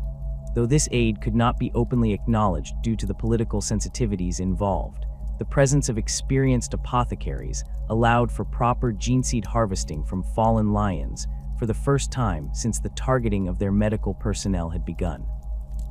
This assistance, while valuable, could only slow the lions' decline rather than reverse it. Without access to their fortress monasteries, gene seed vaults, and recruitment facilities, the chapter could not replenish its numbers even if they preserved the genetic material of their fallen. The Salamander's intervention might ensure the Lion's legacy survived in some form, but the chapter itself still faced eventual extinction unless they could return to their homeworld and rebuild. As the Third War for Armageddon ground toward its bloody conclusion, Chapter Master Dubaku gathered his remaining officers for what many believed would be their final strategic council. The topic was not their next battlefield deployment, but their ultimate fate as a chapter. With Imperial forces gradually gaining the upper hand against Gaz-Kulzwa, the question of what would follow victory loomed large for the depleted Lions. Dubaku's decision reflected both the pragmatism of a veteran commander and the unyielding honor that had defined the Celestial Lions since their founding. The chapter would return to Elysion 4 with their surviving battle brothers and Gene Seed, where they would assess the viability of rebuilding their numbers. However, they would not simply fade away into obscurity while recovering their strength. Instead, they would prepare for a final crusade back to Armageddon, where they would either reclaim their honor or meet their end as warriors. This declaration, that Armageddon would either be the site of the Lions' redemption or their death ground, was formalized in what became known as the Oath of the Last Pride. Each surviving Lion swore upon his blade that he would return to Armageddon, whatever the cost, to complete what they had begun. The oath specifically rejected any notion of hiding from their apparent inquisitorial enemies, stating that Lions faced their hunters rather than fleeing from them. Preparations for departure began immediately, with the chapter's remaining equipment loaded aboard their strike cruiser, Desert's Fury. Apothecary Balthus, with assistance from the Salamander's specialists, carefully prepared their recovered gene seed for transport, using stasis containers to prevent further degradation during the journey. The Black Templars provided additional supplies and ammunition from their own stores, a brotherhood gesture that required no words of explanation between Astartes who understood the meaning of honor. As the Celestial Lions made ready to leave Armageddon, many Imperial commanders who had fought alongside them came to pay their respects. Steel Legion officers rendered formal salutes to warriors they had initially distrusted, but had come to respect through shared sacrifice. Black Templars' battle brothers conducted joint prayer services, their normally zealous litanies tempered with unusual solemnity. Even representatives from other chapters operating on Armageddon made appearances, including White Scars, Salamanders, and Space Wolves, each acknowledging the Lion's sacrifice in their own cultural manner. The departure itself was conducted without ceremony or public announcement. The Lions boarded their transport under cover of darkness, their movements concealed by a Steel Legion security cordon established under the pretext of routine perimeter operations. This precaution reflected Dubaku's continued concern about potential inquisitorial interference. The chapter would take no unnecessary risks until they were safely in warp transit toward their homeworld. As Desert's Fury broke orbit around Armageddon, the Celestial Lions left behind not just a battlefield, but the graves of hundreds of their battle brothers. Their dead were scattered across the planet's surface, from the ash wastes of Hellsreach to the manufactorum districts of Volcanus, each fallen warrior a testament to the chapter's determination to fulfill their duty regardless of the cost. Whether they would return to reclaim their honor or simply fade into Imperial history remained uncertain, but their legacy of courage in the face of both external enemies and internal betrayal was already secured. The orbital approach to Elysion 4 revealed a world seemingly untouched by the calamities that had befallen its guardians. Golden savannas stretched across vast continents, punctuated by jagged mountain ranges where the Celestial Lion's fortress monastery, the Pridehold, stood as a solitary sentinel against the horizon. As the battle-scarred Desert's Fury entered low orbit, Chapter Master Dubaku ordered full sensor sweeps of the planet's surface, his caution born from bitter experience. The scans detected no unusual activity around their fortress monastery, but the absence of expected communication from the skeleton garrison left behind to maintain the chapter's holdings triggered immediate concern. Standard protocol required the Pridehold's defense systems to acknowledge any approaching Celestial Lion's vessel. Their silence spoke volumes. When the first Thunderhawk descended toward the primary landing pad, the 84 remaining battle brothers were prepared for combat rather than homecoming. Tactical Squad Nayati secured the perimeter, while Dubaku led the command element into the fortress proper. What they found confirmed their darkest suspicions. The Pridehold had been systematically purged. The small contingent of battle brothers left to guard the chapter's home had been eliminated with surgical precision. Bodies lay where they had fallen, many bearing the distinctive head wounds that had become the signature of their hunters on Armageddon. More disturbing still was the condition of the chapter's gene-seed vault. The reinforced adamantium doors stood open, the precious genetic legacy within removed or destroyed. Techmarine Hadrian accessed the fortress data cores, discovering that most security logs had been wiped clean. Only fragmentary records remained, showing unidentified ships approaching 3 months earlier. The precision of the information purge suggested Mechanicus involvement, likely requisitioned through inquisitorial authority. The message was unmistakable. The Lions were not meant to recover from their losses.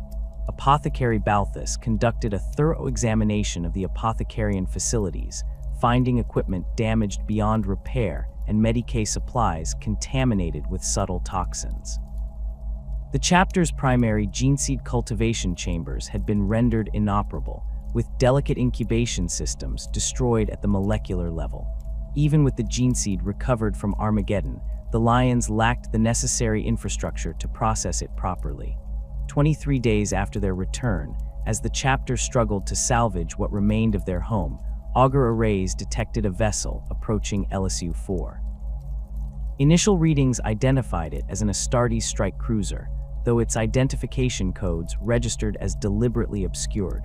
Dubaku ordered immediate battle stations, deploying the chapter's remaining Thunderhawks in defensive formation, while ground-based defense lasers locked onto the approaching ship. The vessel dropped out of warp at the system's edge, maintaining a respectful distance while broadcasting on Astartes' tactical frequencies. The message was brief but clear. Brothers in need are brothers indeed. The Templars stand with the Lions. The approaching ship was the Eternal Crusader, flagship of the Black Templars chapter, bearing Chaplain Grimaldus and a substantial contingent of warriors fresh from the continuing conflict on Armageddon. Their arrival had not been announced or coordinated, a deliberate precaution against monitoring by the same forces that had nearly destroyed the Celestial Lions. When Grimaldus's Thunderhawk touched down on the Pridehold's landing pad, the formal greeting between chapters followed ancient tradition despite the irregular circumstances. Dubaku and his command staff stood in ceremonial formation, their battle-damaged armor cleaned, but unrepaired as a testament to their recent trials. Grimaldus approached with an honor guard of Black Templars veterans, their black armor forming a stark contrast to the Lion's gold. The chaplain's purpose became clear as servitors began unloading cargo from the Thunderhawk. Crate after crate of Apothecarian equipment, Narthecium arrays, gene-seed cultivation chambers, Chirurgeon servitors, and Medicae supplies were transferred to waiting Celestial Lions. Most valuable of all were the 3 Black Templars Apothecaries who accompanied the shipment, specialists who had volunteered to remain on Elysion 4 and train new Lions medical officers. This unprecedented support extended beyond medical assistance. The Eternal Crusader carried substantial supplies of weapons, ammunition, and armor components compatible with Celestial Lions' equipment patterns. More significantly, Grimaldus presented Dubaku with data cores containing complete STC templates for manufacturing replacement parts, technology that would normally require decades of negotiation with the Adeptus Mechanicus to acquire. The Black Templars' aid represented more than material support. It constituted a political shield against further inquisitorial action. While the Inquisition might target an isolated chapter with relative impunity, moving against one openly allied with the Black Templars would risk conflict with one of the most powerful and widespread Astartes forces in the Imperium. The Templars maintained close ties with numerous navigator houses, Mechanicus forges, and even certain factions within the High Lords themselves, connections that made them dangerous enemies even for the Inquisition. Grimaldus made no direct mention of inquisitorial involvement in the Lions' decimation, maintaining the fiction that their losses stemmed entirely from the Armageddon campaign. This careful avoidance of explicit accusation preserved deniability for both chapters while making the underlying message perfectly clear. The Celestial Lions now operated under Black Templars' protection. The practical benefits of this alliance became apparent as the Pridehold began its restoration.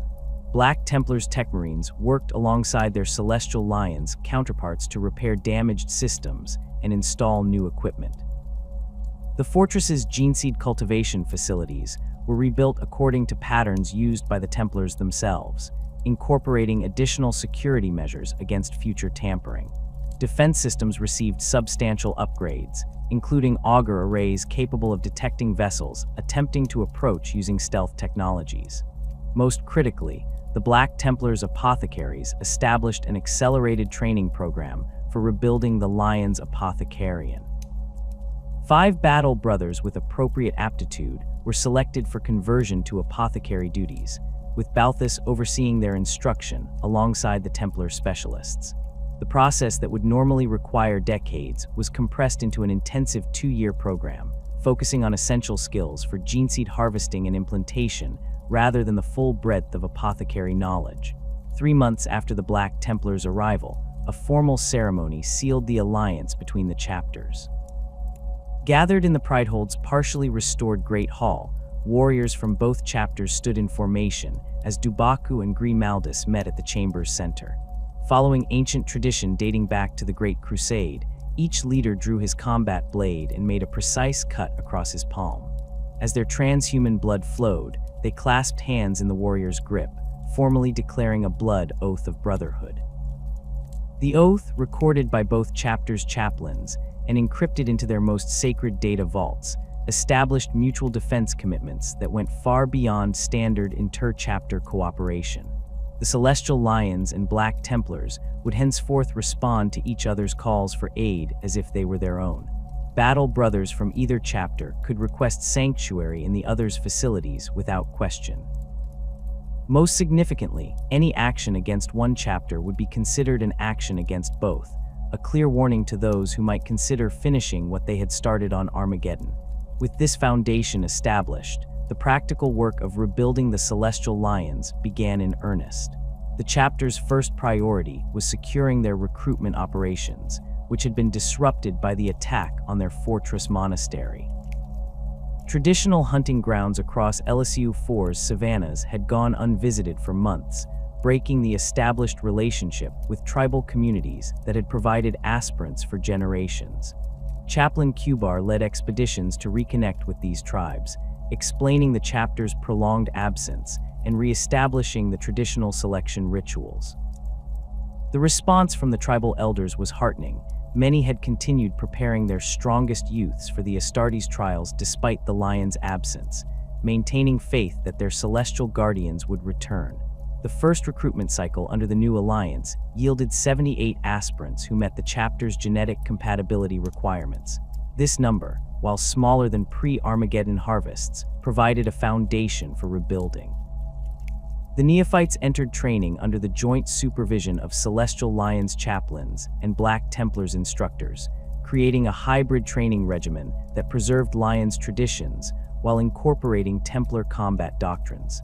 Apothecary Balthus personally oversaw the geneseed implantation process for each neophyte, monitoring for signs of rejection or contamination. The caution proved warranted. Approximately 15% of the stored gene seed showed evidence of degradation that would have caused implantation failure or worse.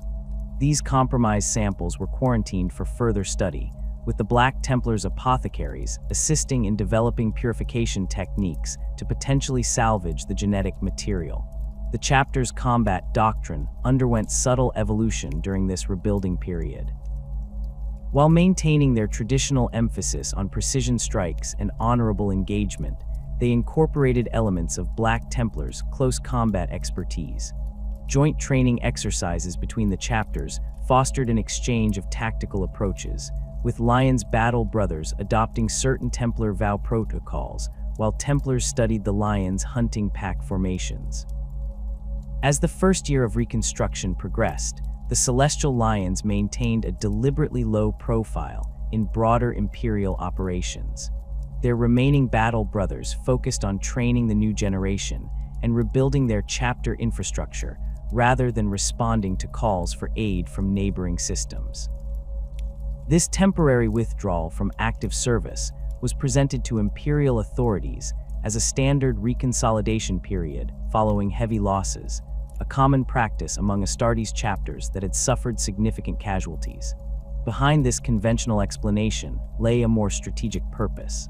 The alliance with the Black Templars provided protection against direct inquisitorial action, but the Lions remained vulnerable to more subtle interference through Imperial bureaucratic channels.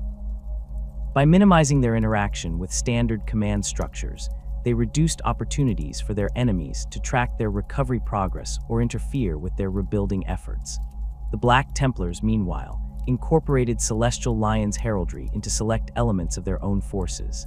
Templar Crusade forces operating near Elysion 4 began displaying small lion iconography on their armor, shoulder studs, knee plates, and weapons casings bearing the stylized lion head. This visible association served as a constant reminder that the Lions now stood under Templar protection, a message directed not at the Orcs or other Xenos threats, but at potential enemies within the Imperium itself. 18 months after their return to Elysion 4, the Celestial Lions achieved their first significant milestone in rebuilding. 26 neophytes successfully completed their initial transformation and gene seed implantation, advancing to the rank of Scout Marines. While still years away from full battle brother status, these warriors represented the chapter's future, the first generation of what Dubaku had taken to calling the renewed pride. The Scout Marines induction ceremony incorporated elements of both Celestial Lions tradition and Black Templars ritual. Each neophyte received his scout armor, modified with a single golden pauldron bearing the lion emblem, while the other remained the black of unproven status. As traditional Lions practice dictated, each new scout presented the pelt of an Abast predator he had hunted with primitive weapons, proving his courage and hunting skill. The ceremony concluded with a new element. Each scout knelt before both Chapter Master Dubaku and Chaplain Grimaldus to receive a blessing that invoked not only the Emperor's protection, but the combined strength of both chapters' traditions. 2 years after the Alliance's formation, Grimaldus prepared to depart Elysion 4, his direct supervision of the rebuilding effort complete. The Black Templars' Apothecaries and several Tech Marines would remain, continuing their work with the developing Lions infrastructure, but the chaplain's presence was required elsewhere as the Armageddon conflict expanded into surrounding systems. Before leaving, he conducted a final inspection of the Pridehold's restored facilities alongside Dubaku. The fortress monastery now incorporated defensive technologies rarely seen outside Templar fortress keeps. Void shield generators protected critical areas against orbital bombardment. Automated defense turrets covered approach vectors with overlapping fields of fire. Most significantly, a complex auger system monitored not only for conventional threats, but also for the distinctive energy signatures associated with assassin deployment craft and inquisitorial operatives. Beyond these physical defenses lay a more subtle protection. The Black Templars had integrated the Celestial Lions into their complex network of allies and obligations throughout the Imperium. Supply chains, communication protocols, and equipment requisitions now flowed through Templar-affiliated channels rather than standard Imperial logistics networks. This arrangement insulated the lions from the administrative interference that had previously made them vulnerable, creating layers of separation between the chapter and those who might wish to monitor or obstruct their recovery. The Thunderhawks descended through Armageddon's ash-choked atmosphere, their golden hulls now escorted by the midnight black gunships of the Black Templars. Chapter Master Dubaku stood in the lead craft's command pulpit, surveying the tactical display as it rendered the war-torn landscape below. 5 years had passed since the Celestial Lions had departed this world on the brink of extinction. Their return marked not just a continuation of the endless war against the greenskin hordes, but a defiant statement to those who had attempted to erase them from Imperial history. The Third War for Armageddon had evolved into a grinding conflict of attrition. While Gazkul Thraka himself had departed the system years earlier, pursued by Commissar Yarrick and elements of the Black Templars, substantial Orc forces remained entrenched across the planet's surface. Industrial hives that had once produced war materiel for the Imperium now served as savage greenskin strongholds, while the ash wastes between had become hunting grounds for speed freaks and feral Orc tribes. The deployment zone designated for the Celestial Lions lay in the equatorial jungles south of Hive Volcanus, the very region where they had suffered their heaviest losses years before. This assignment had not come through standard Imperial command channels, but had been specifically requested by Dubaku himself. The symbolism was unmistakable. The lions were reclaiming their hunting grounds. Augur sweeps clear of Imperial signatures, reported Techmarine Hadrian from the sensor station. Black Templars picket ships confirmed no unscheduled traffic in the sector. The precautions might have seemed excessive to outside observers, but the Lions had learned the cost of trust. Their deployment had been planned with meticulous attention to security, with Black Templars forces establishing a cordon around their landing zone days before their arrival. All Vox communications were routed through Templar encryption networks, isolating the Lions from potentially compromised Imperial command channels. 300 Celestial Lions made planetfall that day, far fewer than the 800 who had deployed during the earlier phase of the war, but a miraculous recovery for a chapter that had been reduced to fewer than 100 battle brothers. The new generation of Lions wore freshly forged armor, its golden surface unmarked by battle, while veterans bore plate that had been carefully restored, the scars of previous campaigns preserved as reminders of what they had endured. The base camp established in the jungle clearing followed defensive doctrines developed during their years of rebuilding. Overlapping fields of fire covered all approach vectors. Ammunition and medical supplies were distributed across multiple hardened bunkers rather than centralized in vulnerable storehouses. Most significantly, the chapter's Apothecaries, now numbering 12 thanks to the training program established with Black Templars' assistance, operated from a fortified Medicae bunker at the camp center, protected by dedicated veteran squads. Pride Lord Bakari, commander of the 2nd Company and one of the few veterans of the previous Armageddon campaign, supervised the deployment of sensor arrays around the perimeter. These devices, modified by Techmarine Hadrian with Black Templars technology, were calibrated to detect not only Orc biosignatures, but also the distinctive energy patterns associated with Imperial assassin deployment craft and high-grade inquisitorial stealth systems.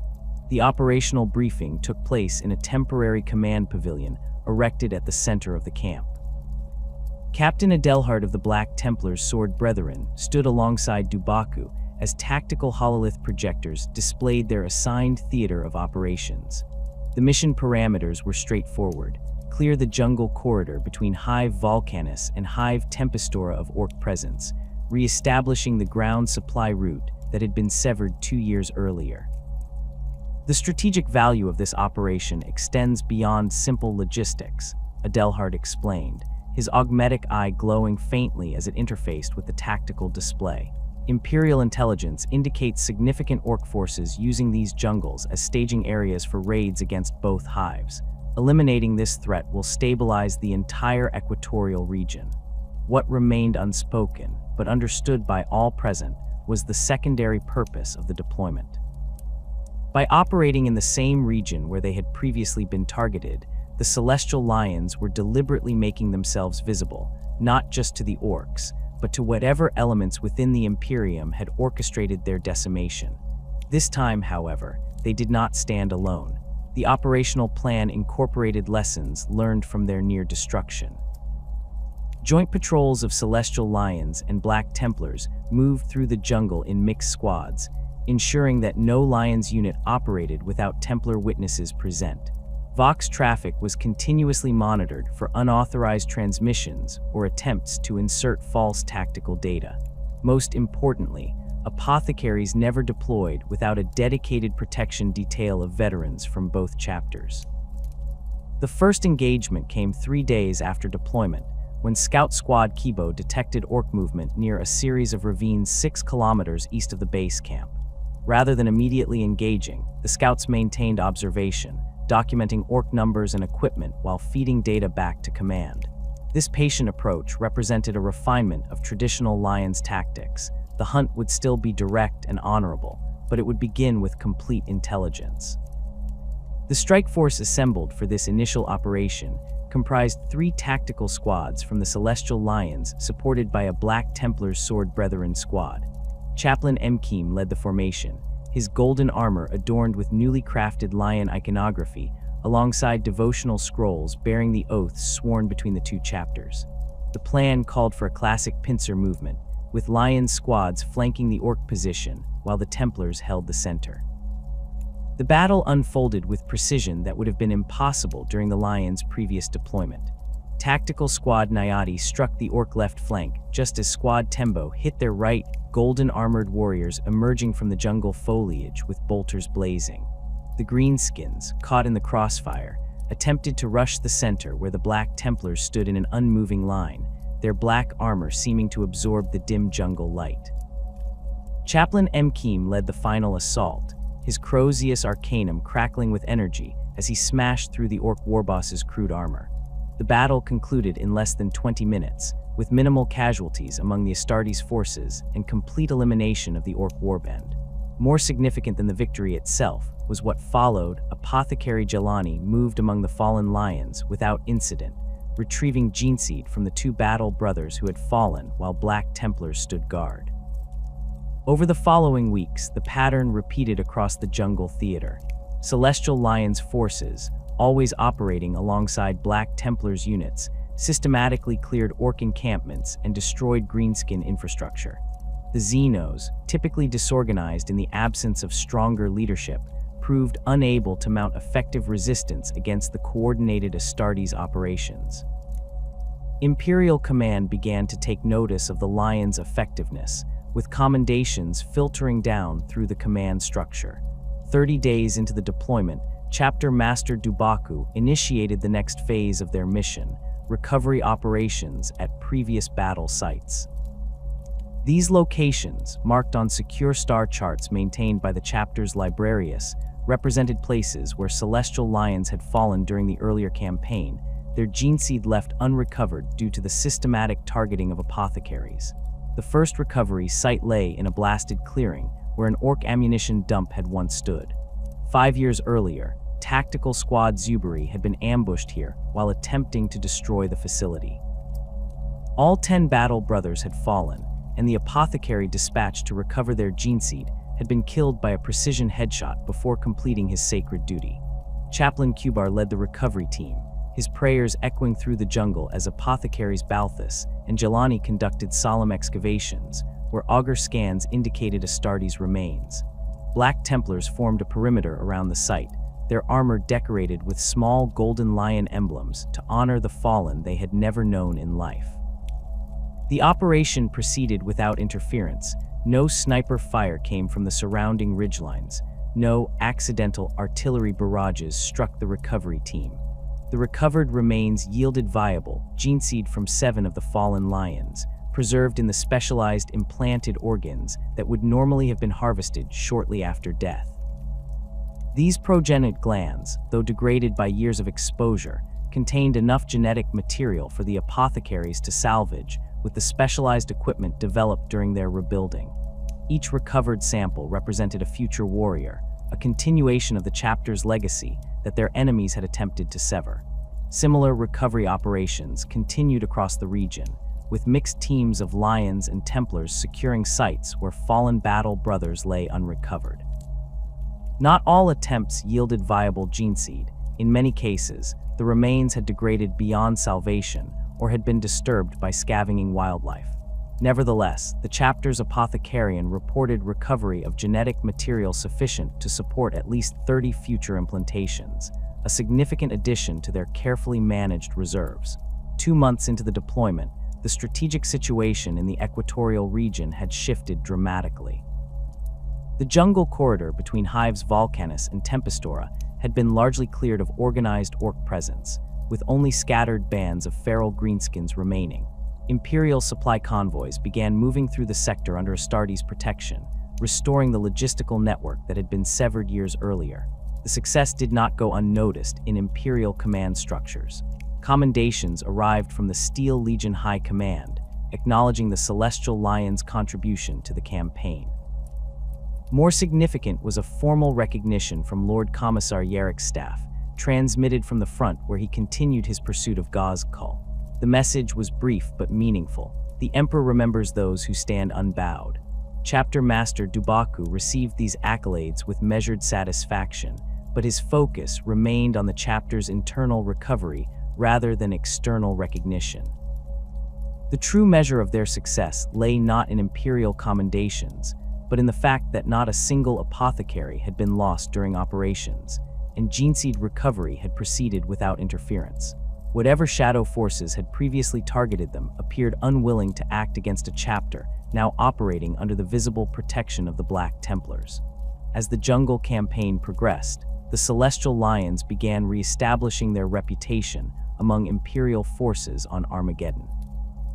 Steel Legion officers who had previously viewed them with suspicion, having heard rumors of their tactical incompetence during the earlier campaign, now witnessed their disciplined operations firsthand.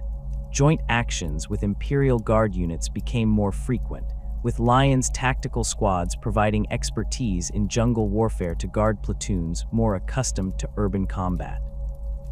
Pride Lord Bakari, leading a mixed force of Lions tactical squads and Steel Legion mechanized infantry, achieved a notable victory at the Battle of Razor Ridge, where a substantial orc force had established defensive positions overlooking a critical supply route. The operation demonstrated the evolution of Lions' tactical doctrine, combining their traditional direct assault approach with more flexible support patterns developed during their years of rebuilding. The battle began with Scout Squad Kibo infiltrating orc positions to identify command structures and heavy weapons emplacements. This intelligence allowed Bakari to precisely target Devastator Squad Chewy's heavy weapons fire, eliminating key defensive positions before the main assault began. When the Lions' tactical squads advanced, supported by Steel Legion chimeras, they faced an already disorganized enemy. The resulting victory secured a 20-kilometer stretch of the supply route while suffering minimal casualties. 3 months into the deployment, an unexpected communication arrived through Black Templars channels. Marshal Adelhard presented the message directly to Dubaku in the chapter's command pavilion, its source authentication codes indicating it had originated from the office of an Inquisitor Lord within the Ordo Xenos. The message contained no direct reference to previous events, but offered commendation for the Celestial Lion's effective prosecution of the Emperor's enemies on Armageddon. Attached were detailed intelligence files on orc concentrations in regions adjacent to the Lion's operational area, information that would typically be restricted to high-level Imperial command. The implication was clear. Certain elements within the Inquisition were extending an olive branch, recognizing the chapter's protected status under Black Templars' alliance. Dubaku received this overture with cautious pragmatism. The intelligence was thoroughly vetted by both Lions and Templars analysts before being incorporated into operational planning. No acknowledgement was sent in response. The chapter would let their continued effective service speak for itself, rather than engaging in political maneuvering. As the 6th month of deployment approached, the Celestial Lions had achieved all their primary strategic objectives in the equatorial region. The jungle corridor stood secure. Orc forces had been driven back to the fringes of the operational zone, and Imperial supply lines flowed uninterrupted between the major hives. More importantly for the chapter itself, they had recovered significant genetic legacy from their fallen and re-established their reputation among Imperial forces. The War Council, convened by Chapter Master Dubaku and Marshal Adelhard, considered their next deployment options. The ongoing conflict offered numerous theaters where Astartes' intervention could prove decisive, from the ash wastes north of Hive Hellsreach to the mountainous regions where Orc warbands had established fortified positions. The decision would balance strategic necessity against the chapter's continuing need to rebuild its strength and experience. Whatever their next battlefield, the Celestial Lions had achieved something more valuable than tactical victories. They had returned to the world that had nearly witnessed their extinction and proven their resilience. The Golden Warriors once again walked proudly among Imperial forces, their honor intact, their legacy preserved. The hunt would continue, but now the hunters themselves were no longer prey. The Celestial Lions' return to Armageddon had achieved its primary objectives, re-establishing their presence in Imperial operations, recovering Geneseed from fallen battle brothers, and demonstrating their resilience under the protection of their Black Templar allies. Yet Chapter Master Dubaku knew these accomplishments were merely the foundation for their true purpose. As dawn broke over their forward operating base in the equatorial jungles, he assembled his inner circle to initiate the next phase of operations, identifying and documenting the agents responsible for the chapter's decimation. Librarian Marua had spent months meticulously compiling evidence from the chapter's previous deployment. His workstation in the command bunker displayed dozens of hololithic projections, battlefield maps showing apothecary casualty locations, trajectory analyses of the shots that had killed them, and orbital positioning data for Imperial vessels during key incidents. The patterns were unmistakable to anyone studying them objectively. The systematic elimination of Celestial Lions apothecaries had been conducted with precision that could only come from highly trained Imperial operatives with access to classified deployment information. The kill shots demonstrate consistent characteristics, Marua explained, manipulating the hololith to highlight impact patterns. Entry wounds precisely 2.7 millimeters in diameter, consistent with Exodus ammunition used exclusively by Vindicare Temple assassins. Trajectory analysis indicates firing positions averaging 3.4 kilometers from targets, beyond the range capabilities of any Orc weaponry. Apothecary Balthus, who had survived the previous campaign only through the sacrifice of his battle brothers, added his findings. The toxicological analysis of contaminated Geneseed samples shows molecular compounds matching those in the Calidus Temple's polymorphine agents. These compounds degrade progenitor tissue while appearing as natural deterioration to standard examination. The evidence was compelling but incomplete. They had established the methods of their targeting, but not the specific individuals responsible or the chain of command that had authorized the operation. Without this information, they could not hope to prevent future actions against the chapter once their Black Templars' allies departed Armageddon. Dubaku authorized the formation of specialized hunter-killer teams, small units of veterans with specific experience in counter-infiltration operations. These teams would operate under the direct command of Pride Lord Ekin Bakari, one of the few surviving officers from the previous campaign with first-hand knowledge of the tactics used against them. Their mission parameters were precisely defined. Identify Imperial agents operating covertly on Armageddon, document their activities, and when possible, capture rather than eliminate them. The first breakthrough came when Scout Squad Kibo, monitoring Imperial Guard Vox traffic, detected an encrypted channel using transmission protocols inconsistent with standard military communications. The encryption itself was sophisticated, beyond typical Guard capabilities, but Techmarine Hadrian had developed decryption algorithms specifically designed to identify inquisitorial communication patterns. The partially decoded transmissions referenced asset repositioning in the vicinity of Hive Volcanus, the same region where the Celestial Lions had suffered their heaviest losses years earlier. Bakari deployed 3 hunter-killer teams to the designated coordinates, each approaching from different vectors to minimize detection. The terrain around Hive Volcanus remained scarred from previous battles, blasted wasteland interspersed with the twisted wreckage of war machines and collapsed industrial structures. These ruins provided ideal vantage points for snipers and infiltration teams, creating a complex urban hunting ground where predator and prey could exchange roles in an instant. Veteran Sergeant Obari led Alpha Team through the lower levels of a collapsed manufactorum, his Auspex scanner modified to detect the specific energy signatures associated with high-grade Imperial stealth systems. The readings remained negative until they reached the facility's former administrative section, where faint power signatures emanated from behind a sealed blast door.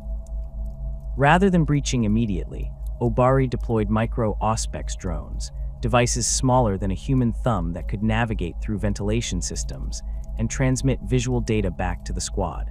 The footage revealed a sophisticated forward operating base established within the ruins. 3 human operatives in non-standard black body gloves maintained surveillance equipment aimed at Celestial Lion's patrol routes.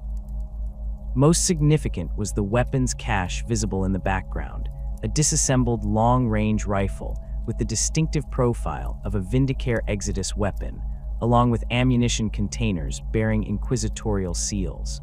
Obari transmitted the footage to Bakari, who coordinated the remaining teams to establish a cordon around the facility. The operation required perfect execution. The operatives inside were clearly highly trained, and any premature engagement might allow them to escape or destroy evidence of their mission parameters. The Pride Lord authorized the use of hemastamen, a specialized gas developed by Salamander's Apothecaries that temporarily suppressed human nervous system function without affecting Astartes' physiology. The assault proceeded with clinical precision. Breacher charges simultaneously disabled all exits from the facility, while ventilation shafts pumped hemastamen into the interior spaces. Within 30 seconds, the 3 operatives collapsed unconscious. Celestial Lion's veterans secured the location, documenting everything through helmet-picked recorders before collecting the operatives and their equipment for transport back to the chapter's base. The interrogation revealed that the 3 were not Vindicare assassins themselves, but support personnel, members of an inquisitorial operations cell tasked with providing logistical support and intelligence for assets in the field. Their immediate superior was an operative identified only as Handler Sigma, who coordinated multiple assassination teams across Armageddon. Most significantly, they carried data slates containing deployment schedules for Celestial Lion's patrols, information that could only have come from within Imperial command structures. This discovery prompted Dubaku to implement additional security protocols. All patrol schedules were immediately altered, with routes and timings shared only verbally among squad leaders rather than transmitted through any electronic means. Celestial Lion's forces began operating in mixed units with their Black Templars allies, ensuring that any targeting of Lion's personnel would necessarily involve witnesses from another chapter. Most importantly, Apothecaries were now accompanied by dedicated veteran squads, equipped with Auspex scanners calibrated to detect sniper positions. The investigation expanded as more evidence accumulated. Techmarine Hadrian, analyzing the equipment seized from the inquisitorial cell, identified manufacturing marks linking it to Forge World Graea, a Mechanicus world known for producing specialized equipment for inquisitorial operations.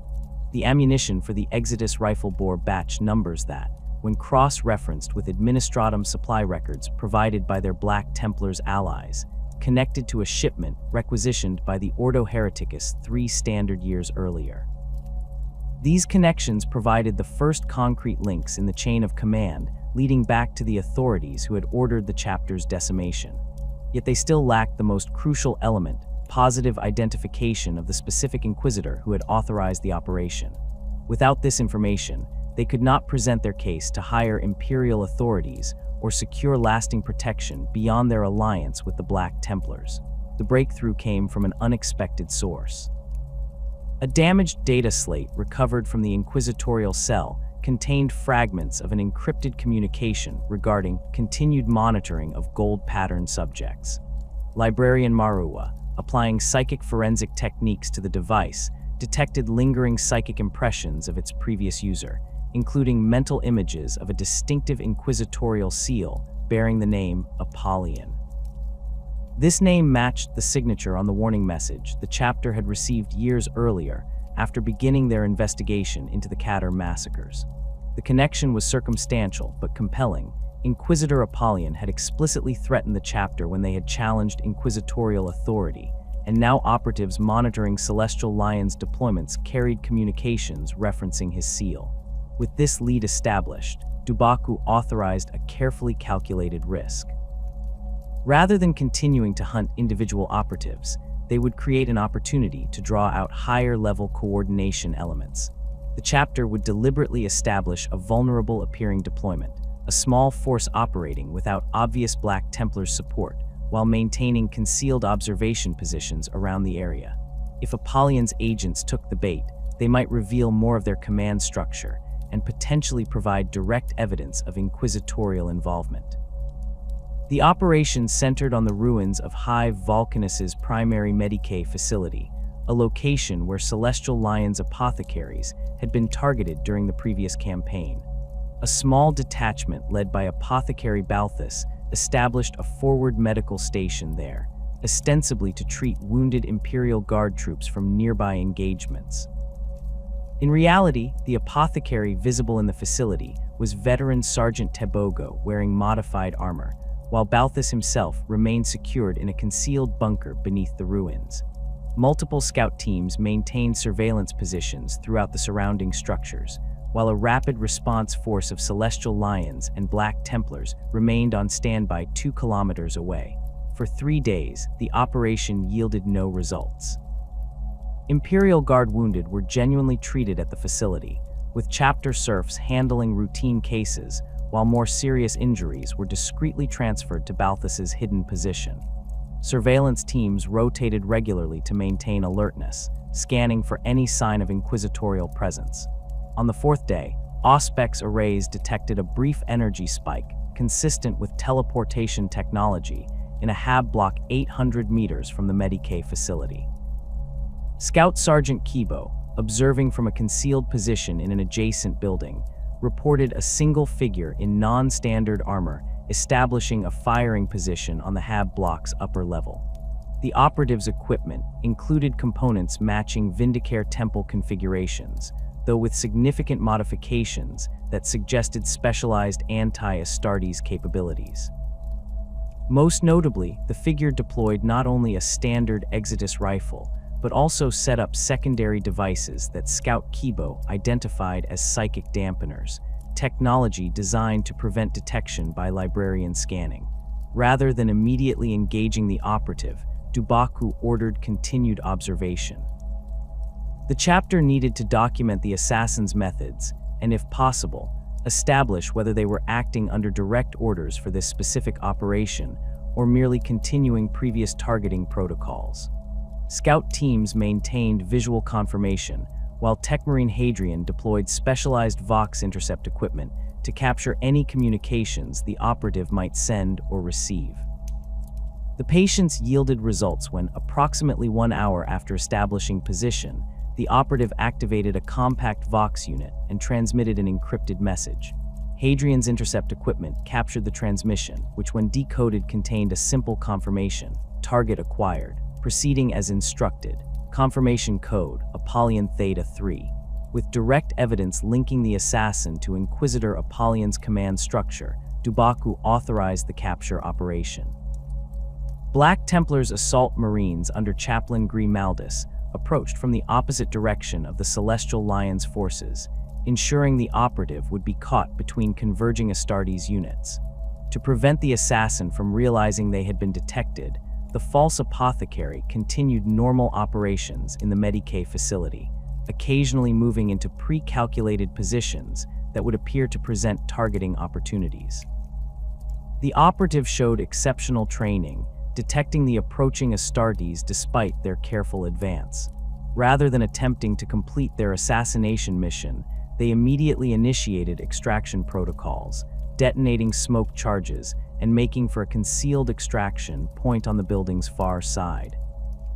The response demonstrated both extensive preparation and familiarity with Astartes' tactics, further evidence that this was no rogue agent, but a professional operative with specific experience targeting Space Marines. The extraction might have succeeded against standard Astartes pursuit, but the Celestial Lions had prepared specifically for this scenario.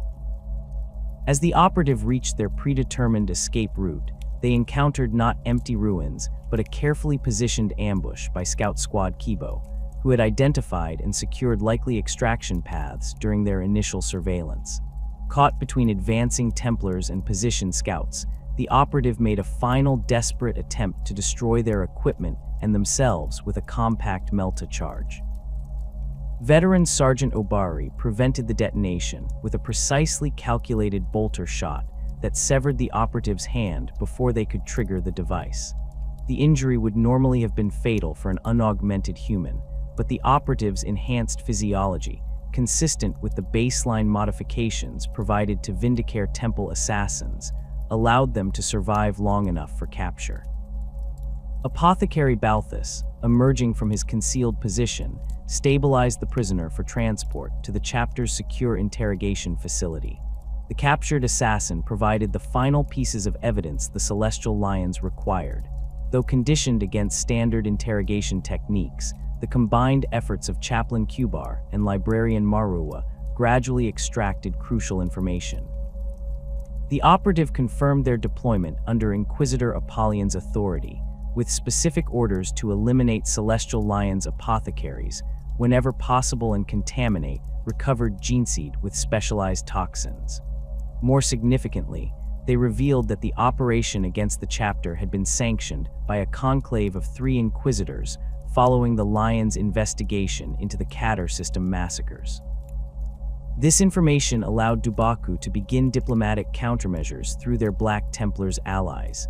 Marshal Adelhard transmitted the evidence, including picked captures, Vox recordings, and documented equipment seizures, to High Marshal Helbrecht of the Black Templars, who maintained connections with multiple factions within the High Lords of Terra.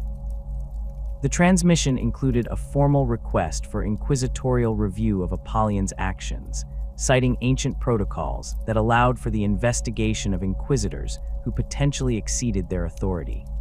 Simultaneously, the Celestial Lions established discreet communications with administrative officials within the Adeptus Munitorum who controlled logistics for Armageddon operations. These officials, while lacking the authority to directly challenge the Inquisition, could provide valuable intelligence on supply requisitions and personnel movements that might reveal further inquisitorial operations. Several administratum adepts, impressed by the Lions' effective combat operations and sympathetic to their situation, began quietly providing such information through secure channels established by the Black Templars. The naval contingent supporting Armageddon operations presented another potential avenue for alliance. Captain Draver of the Imperial Navy vessel, Emperor's Judgment, had worked closely with Celestial Lions forces during void operations supporting ground campaigns. When approached through intermediaries, he expressed willingness to provide limited astropathic communication services that bypassed standard Imperial channels, potentially avoiding inquisitorial monitoring.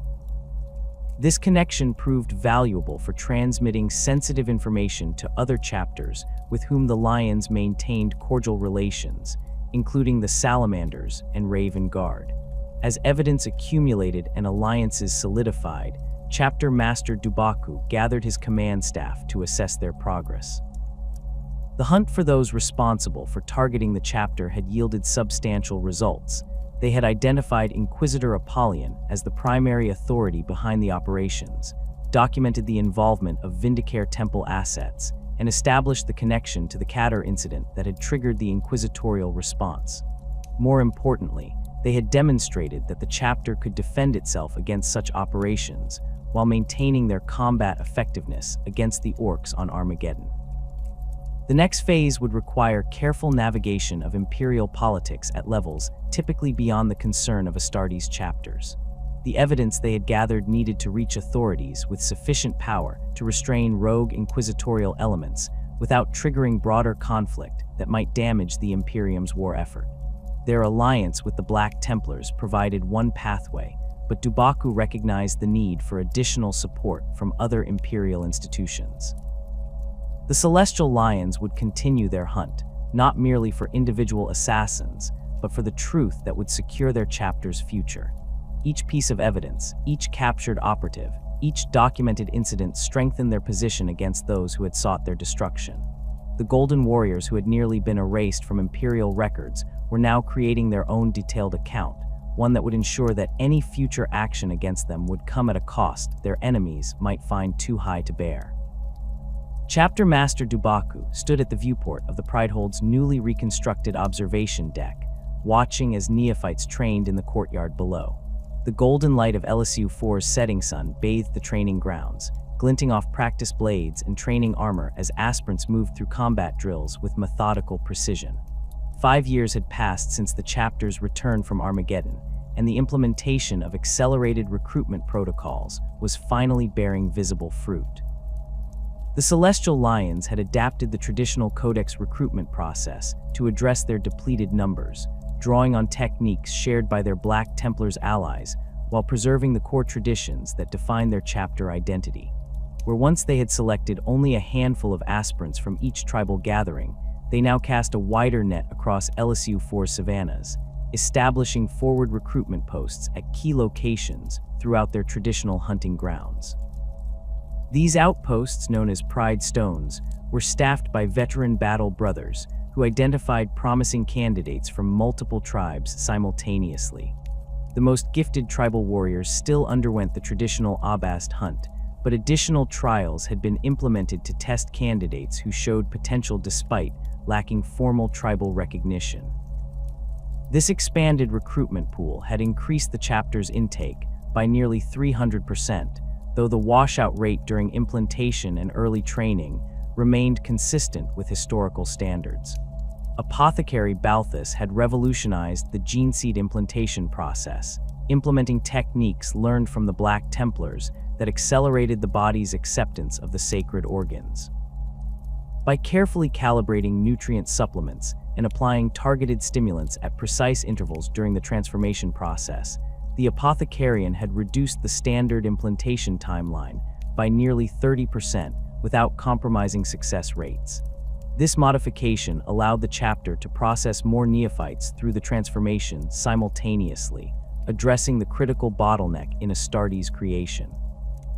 The most significant adaptation came in the training regimen for these accelerated recruits. Traditional Celestial Lions doctrine emphasized individual excellence in hunting and direct combat, with each battle brother spending years perfecting his skills before joining tactical squads. The chapter's decimation had rendered this approach impractical.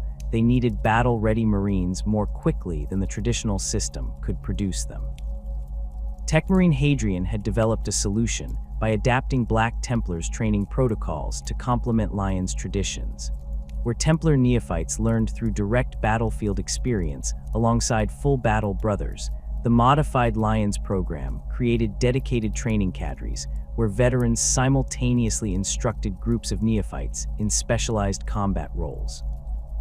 These cadres focused on core battlefield skills first, with the more esoteric aspects of chapter tradition integrated gradually as the recruits progressed. The results moved across the training ground below, squads of neophytes in partial carapace armor bearing the distinctive gold and blue color scheme of the chapter. Their movements displayed the hallmarks of Celestial Lions' combat doctrine, emphasizing direct engagement and coordinated strikes, but observers familiar with both chapters would notice subtle influences from Black Templars' close combat techniques in their blade work and positioning. Beyond the training grounds, the Pridehold itself had undergone substantial transformation. The chapter's fortress monastery now incorporated defensive technologies rarely seen outside the most heavily fortified Imperial installations. Void shield generators, requisitioned through Black Templars' supply channels, protected critical areas against orbital bombardment. Automated defense turrets covered approach vectors with overlapping fields of fire. Deep beneath the mountain, expanded gene seed storage vaults had been constructed with redundant preservation systems and dedicated security protocols. These physical defenses represented only the most visible aspects of the chapter's adaptation to the threat they had faced. More subtle were the changes to command structure and information security implemented throughout their operations. The Celestial Lions had traditionally maintained open communication channels with Imperial authorities, reflecting their commitment to transparency and truth. Now, all external communications passed through dedicated screening protocols developed by librarian Marua, with multiple verification layers ensuring that operational details remain secure from potential inquisitorial monitoring. The chapter's cultural traditions had proven remarkably resilient despite their near extinction. The core principles of honor in battle, truth in council, and loyalty to the pride remained unchanged, but new ceremonial practices had emerged to commemorate their trials. The most significant was the Remembrance of the Fallen, a solemn ritual conducted at each new moon where battle brothers gathered to recite the names of those lost on Armageddon. Each warrior carried a small token representing a fallen brother, typically a ceramic lion tooth bearing the deceased's name, which was placed in a ceremonial bowl as their name was spoken. This practice served multiple purposes beyond simple remembrance. For veterans who had survived the decimation, it provided a structured means to process their grief while honoring their lost brothers. For newer recruits who had never known those who fell, it created a tangible connection to the chapter's recent history and impressed upon them the vigilance required to prevent such losses in the future. Most importantly, it transformed what could have been a source of bitterness into a wellspring of determination. Each name represented not just a loss, but a legacy that the surviving Lions were duty-bound to uphold. The chapter's combat doctrine had evolved substantially in response to their experiences. Where once the Celestial Lions had emphasized straightforward engagement with minimal subterfuge, they now incorporated more sophisticated tactical approaches learned through their alliance with the Black Templars. Scout teams received expanded training in counter-surveillance and detection of infiltration attempts. Tactical squads practiced rapid redeployment techniques to counter ambush tactics. Most significantly, Apothecaries underwent specialized combat training that went far beyond standard field medical protocols, ensuring they could defend themselves effectively if targeted. These adaptations extended to the chapter's equipment loadouts and supply management.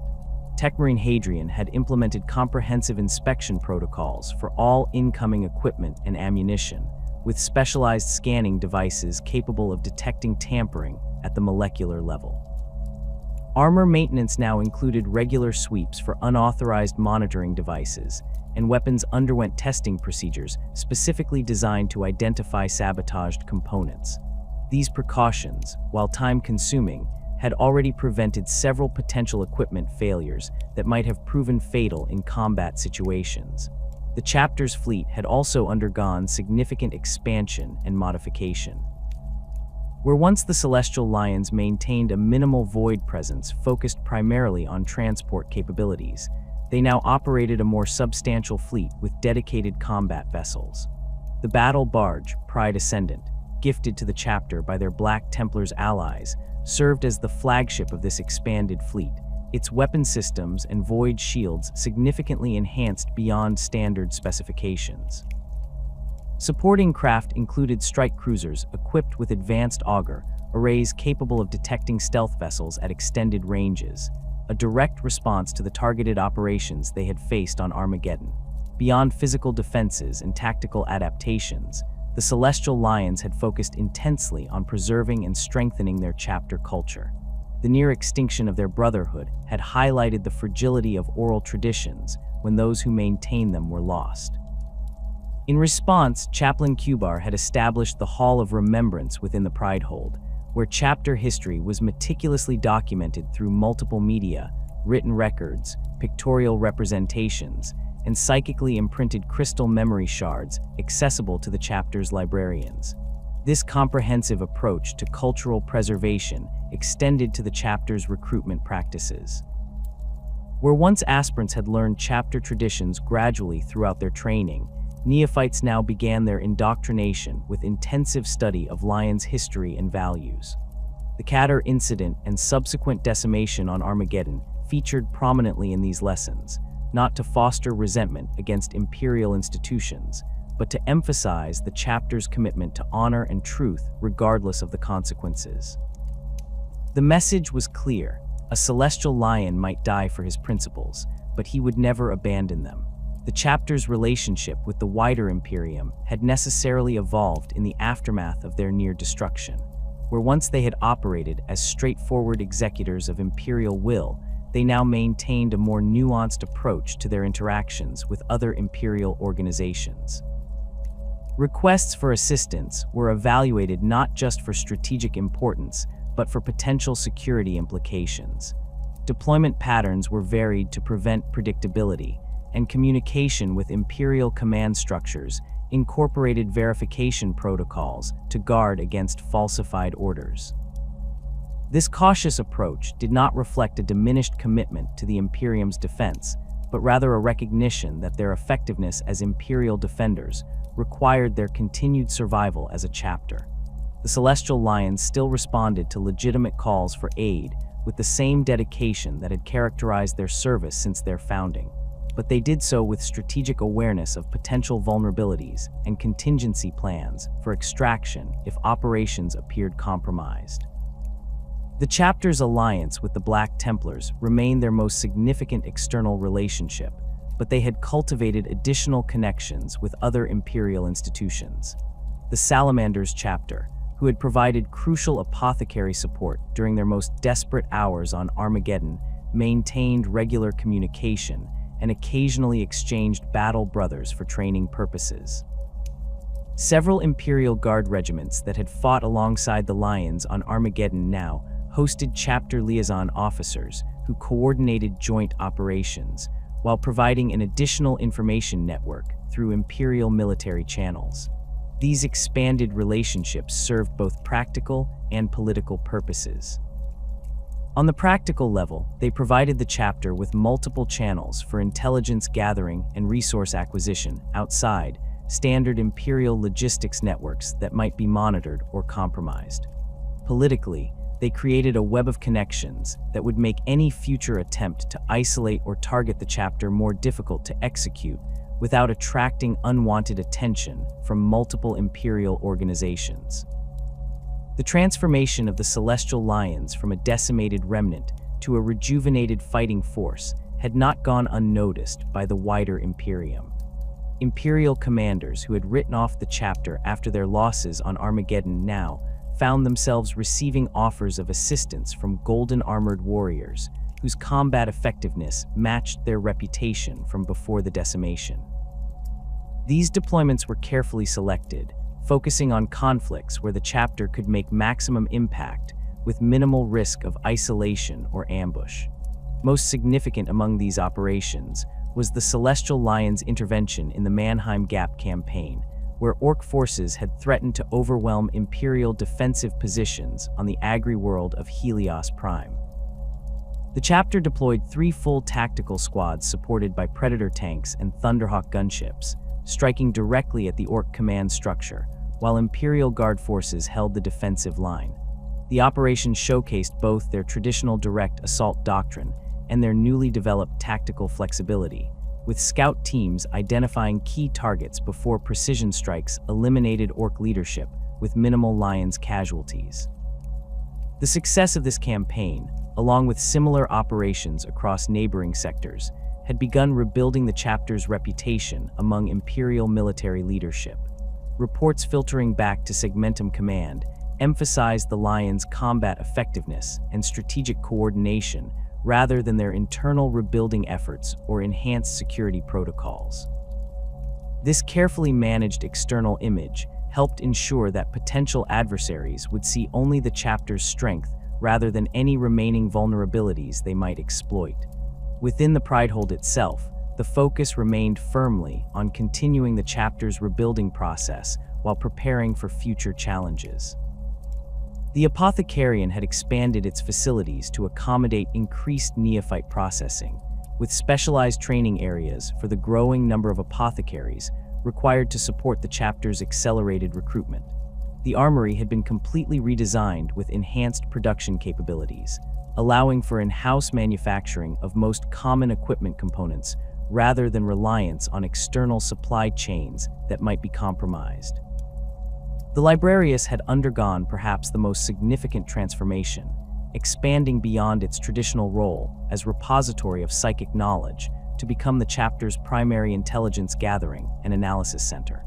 Under Librarian Marua's direction, the Lions had developed sophisticated counterintelligence capabilities, with dedicated teams monitoring Imperial communications for patterns that might indicate renewed inquisitorial interest in their activities.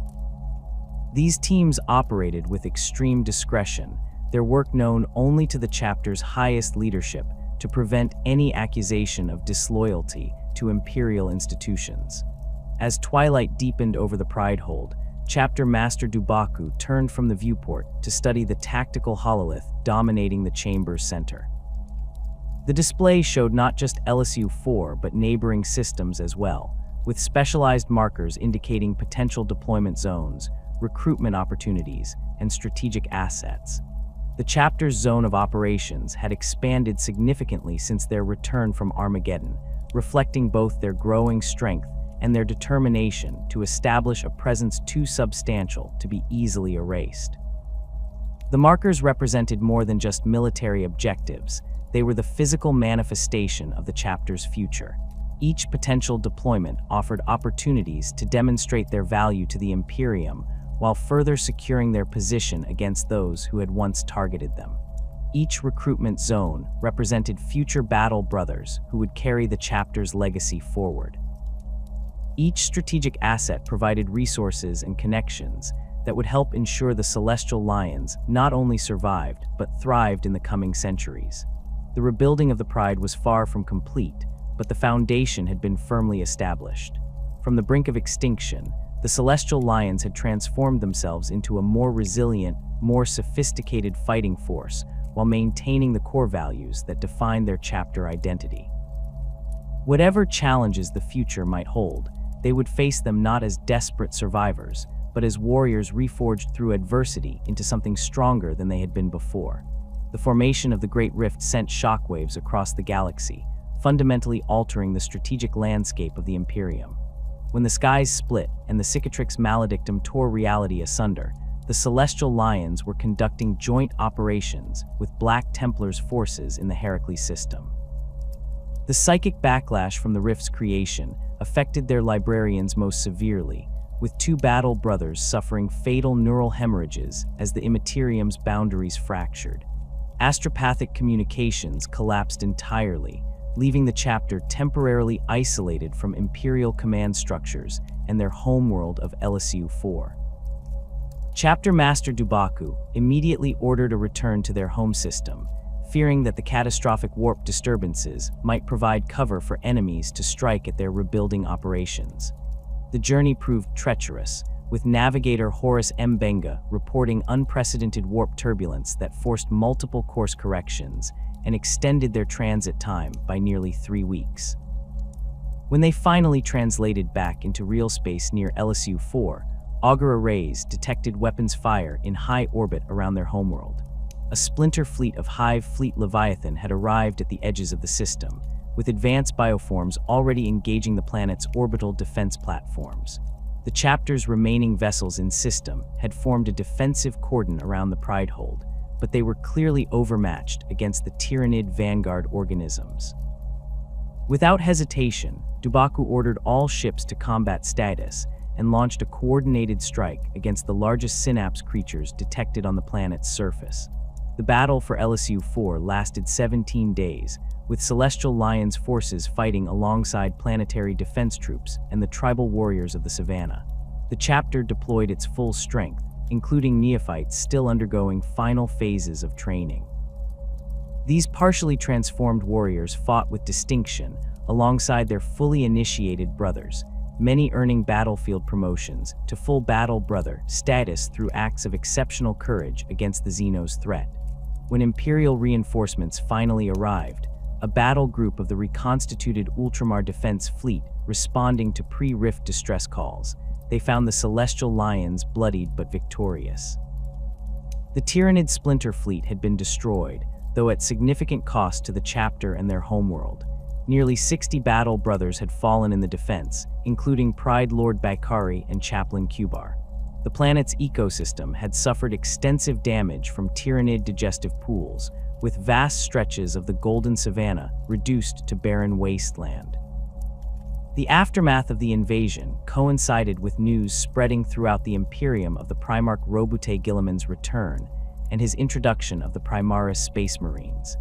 Initial reports reached the Lions through ultramar naval officers, who spoke of superhuman warriors even more formidable than traditional Astartes, created through the archaeotech genius of Archmagos Belisarius Call and the genetic legacy of the Primarchs themselves. Dubaku received this information with measured interest rather than immediate enthusiasm. The chapter's recent history had made them cautious about external interventions, even those purportedly beneficial. When formal communication from Guilliman's Indomitus Crusade reached them 3 months later, offering Primaris reinforcements to rebuild depleted chapters, the Celestial Lions Leadership Council debated the proposal extensively before responding. The deciding factor came from Apothecary Balthus, whose analysis of the chapter's gene seed reserves following the Tyranid invasion indicated concerning trends. Despite their successful rebuilding efforts, the cumulative damage from targeted contamination on Armageddon and losses during the Tyranid attack had left their genetic legacy more precarious than external appearances suggested. The Primaris offering represented not just additional warriors, but genetic reinforcement that might ensure the chapter's long-term survival. The Lions' acceptance of Primaris reinforcements came with specific conditions, negotiated through their Black Templars allies, who had already begun integrating the new warriors into their own ranks. The chapter requested direct involvement in the final hypno-indoctrination of any Primaris assigned to them, ensuring these warriors would understand and embrace Celestial Lions traditions despite being created elsewhere. They also requested limited numbers initially, enough to establish effective combat assessment without fundamentally altering their chapter composition before the new warriors proved themselves. The first contingent of Primaris Celestial Lions arrived aboard the strike cruiser Emperor's Wisdom 6 months after the chapter's acceptance. 100 warriors in total, 30 intercessors, 20 hellblasters, 20 inceptors, 15 aggressors, 10 reavers, and 5 repulsor crews disembarked onto the landing fields of the Pridehold under the watchful eyes of the chapter's veterans. Their armor, already painted in the gold and blue of the Lions, gleamed in the sunlight, unmarked by battle but bearing the chapter's iconography with proper reverence. Integration began immediately, with Primaris warriors assigned to mixed squads alongside traditional Astartes for training and acclimation. Chaplain Mkeem developed specialized instruction protocols that immersed the newcomers in chapter traditions while acknowledging their unique status. Rather than treating them as neophytes or outsiders, the chapter approached them as battle brothers who had trained separately but shared the same genetic lineage and ultimate purpose. The first true test of this integration came during the reclamation of Varadin, where Celestial Lions forces deployed to assist Imperial Guard regiments fighting against Death Guard incursions. Mixed squads of traditional and Primaris Astartes operated together for the first time in actual combat conditions, allowing for direct comparison of capabilities and tactical compatibility. The results exceeded expectations, with Primaris warriors demonstrating both superior physical capabilities and impressive adaptability to Lions' combat doctrines. Intercessor Squad Commissary particularly distinguished itself during the defense of Varadin's primary water purification complex. When Death Guard forces breached the outer perimeter with plague drones, the squad held position despite toxic miasma that would have incapacitated even traditional Astartes. Their enhanced physiology allowed them to maintain combat effectiveness long enough for Apothecary Jelani to deploy countermeasures, preventing the facility's contamination and saving millions of civilian lives. Following the Varadin campaign, Chapter Master Dubaku authorized increased Primaris recruitment, requesting additional reinforcements from Guilliman's Indomitus crusade, while also beginning the process of transforming existing battle brothers through the Primaris procedure. This balanced approach maintained chapter continuity while embracing the enhanced capabilities offered by the new technology. Within 2 years, approximately 40% of the chapter's fighting strength consisted of Primaris Marines, with the percentage steadily increasing as more traditional battle brothers underwent the transformation process. Cultural integration proved more complex than tactical deployment. The Primaris Marines, created far from Elysion 4 and lacking the formative experiences of traditional recruitment, initially struggled with certain chapter traditions. The ritual hunt of the Abast Predator, traditionally undertaken by all aspirants, presented particular difficulties. Primaris physiology offered advantages that undermined the ritual's purpose as a true test of courage and skill.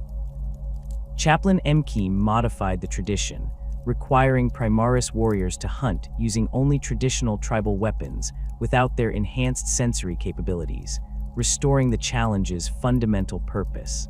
The Primaris Marines brought their own traditions as well, including combat doctrines developed during their training with Guilliman's forces. Rather than suppressing these differences, Dubaku encouraged a process of selective integration, adopting Primaris tactical innovations that complemented existing chapter approaches while maintaining the core Lion's combat philosophy. This pragmatic approach created a hybrid doctrine that leveraged the strengths of both traditional and Primaris warriors while preserving the chapter's distinctive identity. As the Celestial Lions adapted to these internal changes, their relationship with broader imperial institutions continued to evolve in the fractured aftermath of the Great Rift. The chapter maintained its alliance with the Black Templars, with joint operations becoming more frequent as both chapters responded to the increased threats facing the Imperium. This partnership provided continued political protection, as any action against the Lions would necessarily implicate their more powerful allies as well. Relations with the Inquisition remained complex, but showed signs of normalization following Guilliman's return. The Primarch's reorganization of imperial command structures had displaced certain hardline elements within the Inquisition, including several of those most hostile to the Celestial Lions. More significantly, the evidence compiled during the chapter's investigation on Armageddon had been formally presented to Inquisitor Lord Hadrax of the Ordo Hereticus, who initiated an internal review of the actions taken against the chapter. While this review proceeded with typical inquisitorial secrecy, its mere existence represented a significant shift. The Celestial Lions were no longer being treated as potential renegades, but as a loyal chapter with legitimate grievances against specific inquisitorial operatives who may have exceeded their authority.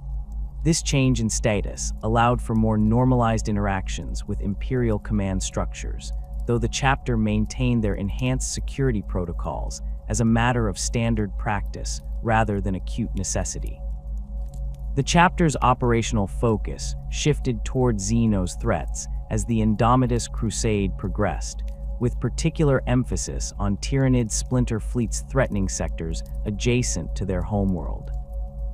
Having experienced the devastation of Hive Fleet Leviathan firsthand, the Lions developed specialized tactics for engaging Synapse creatures, using Primaris Inceptor squads to execute precision deep strikes against command organisms, while traditional Astartes tactical formations engaged brood creatures. These specialized anti-Tyrannid operations brought the chapter into frequent contact with Ordo Xeno's forces, creating opportunities for rapprochement with at least one branch of the Inquisition.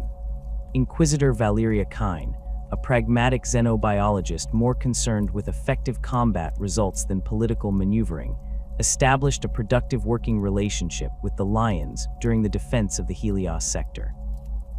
This professional association gradually expanded into a more formal arrangement, with the chapter providing Astartes support for high-priority Ordo Xeno's operations, while receiving intelligence on Xeno's fleet movements near their territories. As the Dark Millennium progressed into the era Indomitus, the Celestial Lions found themselves in a paradoxical position. Their chapter numbers had been restored to approximately 700 battle brothers, a remarkable recovery from their nadir on Armageddon, but the Imperium they served had become more fractured and dangerous than ever before. The Great Rift had isolated countless worlds from the Emperor's light, creating new frontiers of conflict that stretched even the enhanced capabilities of Primaris reinforced chapters. Chapter Master Dubaku, recognizing both the opportunities and challenges of this new era, initiated what the chapter termed the Extended Hunt, a strategic deployment pattern that established Celestial Lion's presence across multiple sectors rather than concentrating their forces in a single campaign. Battle companies operated with greater autonomy than traditional Codex doctrines suggested, responding to threats as they emerged while maintaining secure communication protocols with chapter command. This distributed approach maximized the Lion's influence while minimizing vulnerability to targeted actions against their command structure. The future of the Celestial Lions remains uncertain in the turbulent galaxy of the Era Indomitus. Their successful integration of Primaris technology and continued alliance with more established chapters has secured their immediate position, but challenges loom on multiple fronts. The ongoing degradation of their homeworld's ecosystem following the Tyrannid invasion threatens traditional recruitment patterns, forcing adaptation of their selection and training protocols. Increasing warp disturbances make communication with deployed forces more difficult, requiring greater tactical independence from company commanders.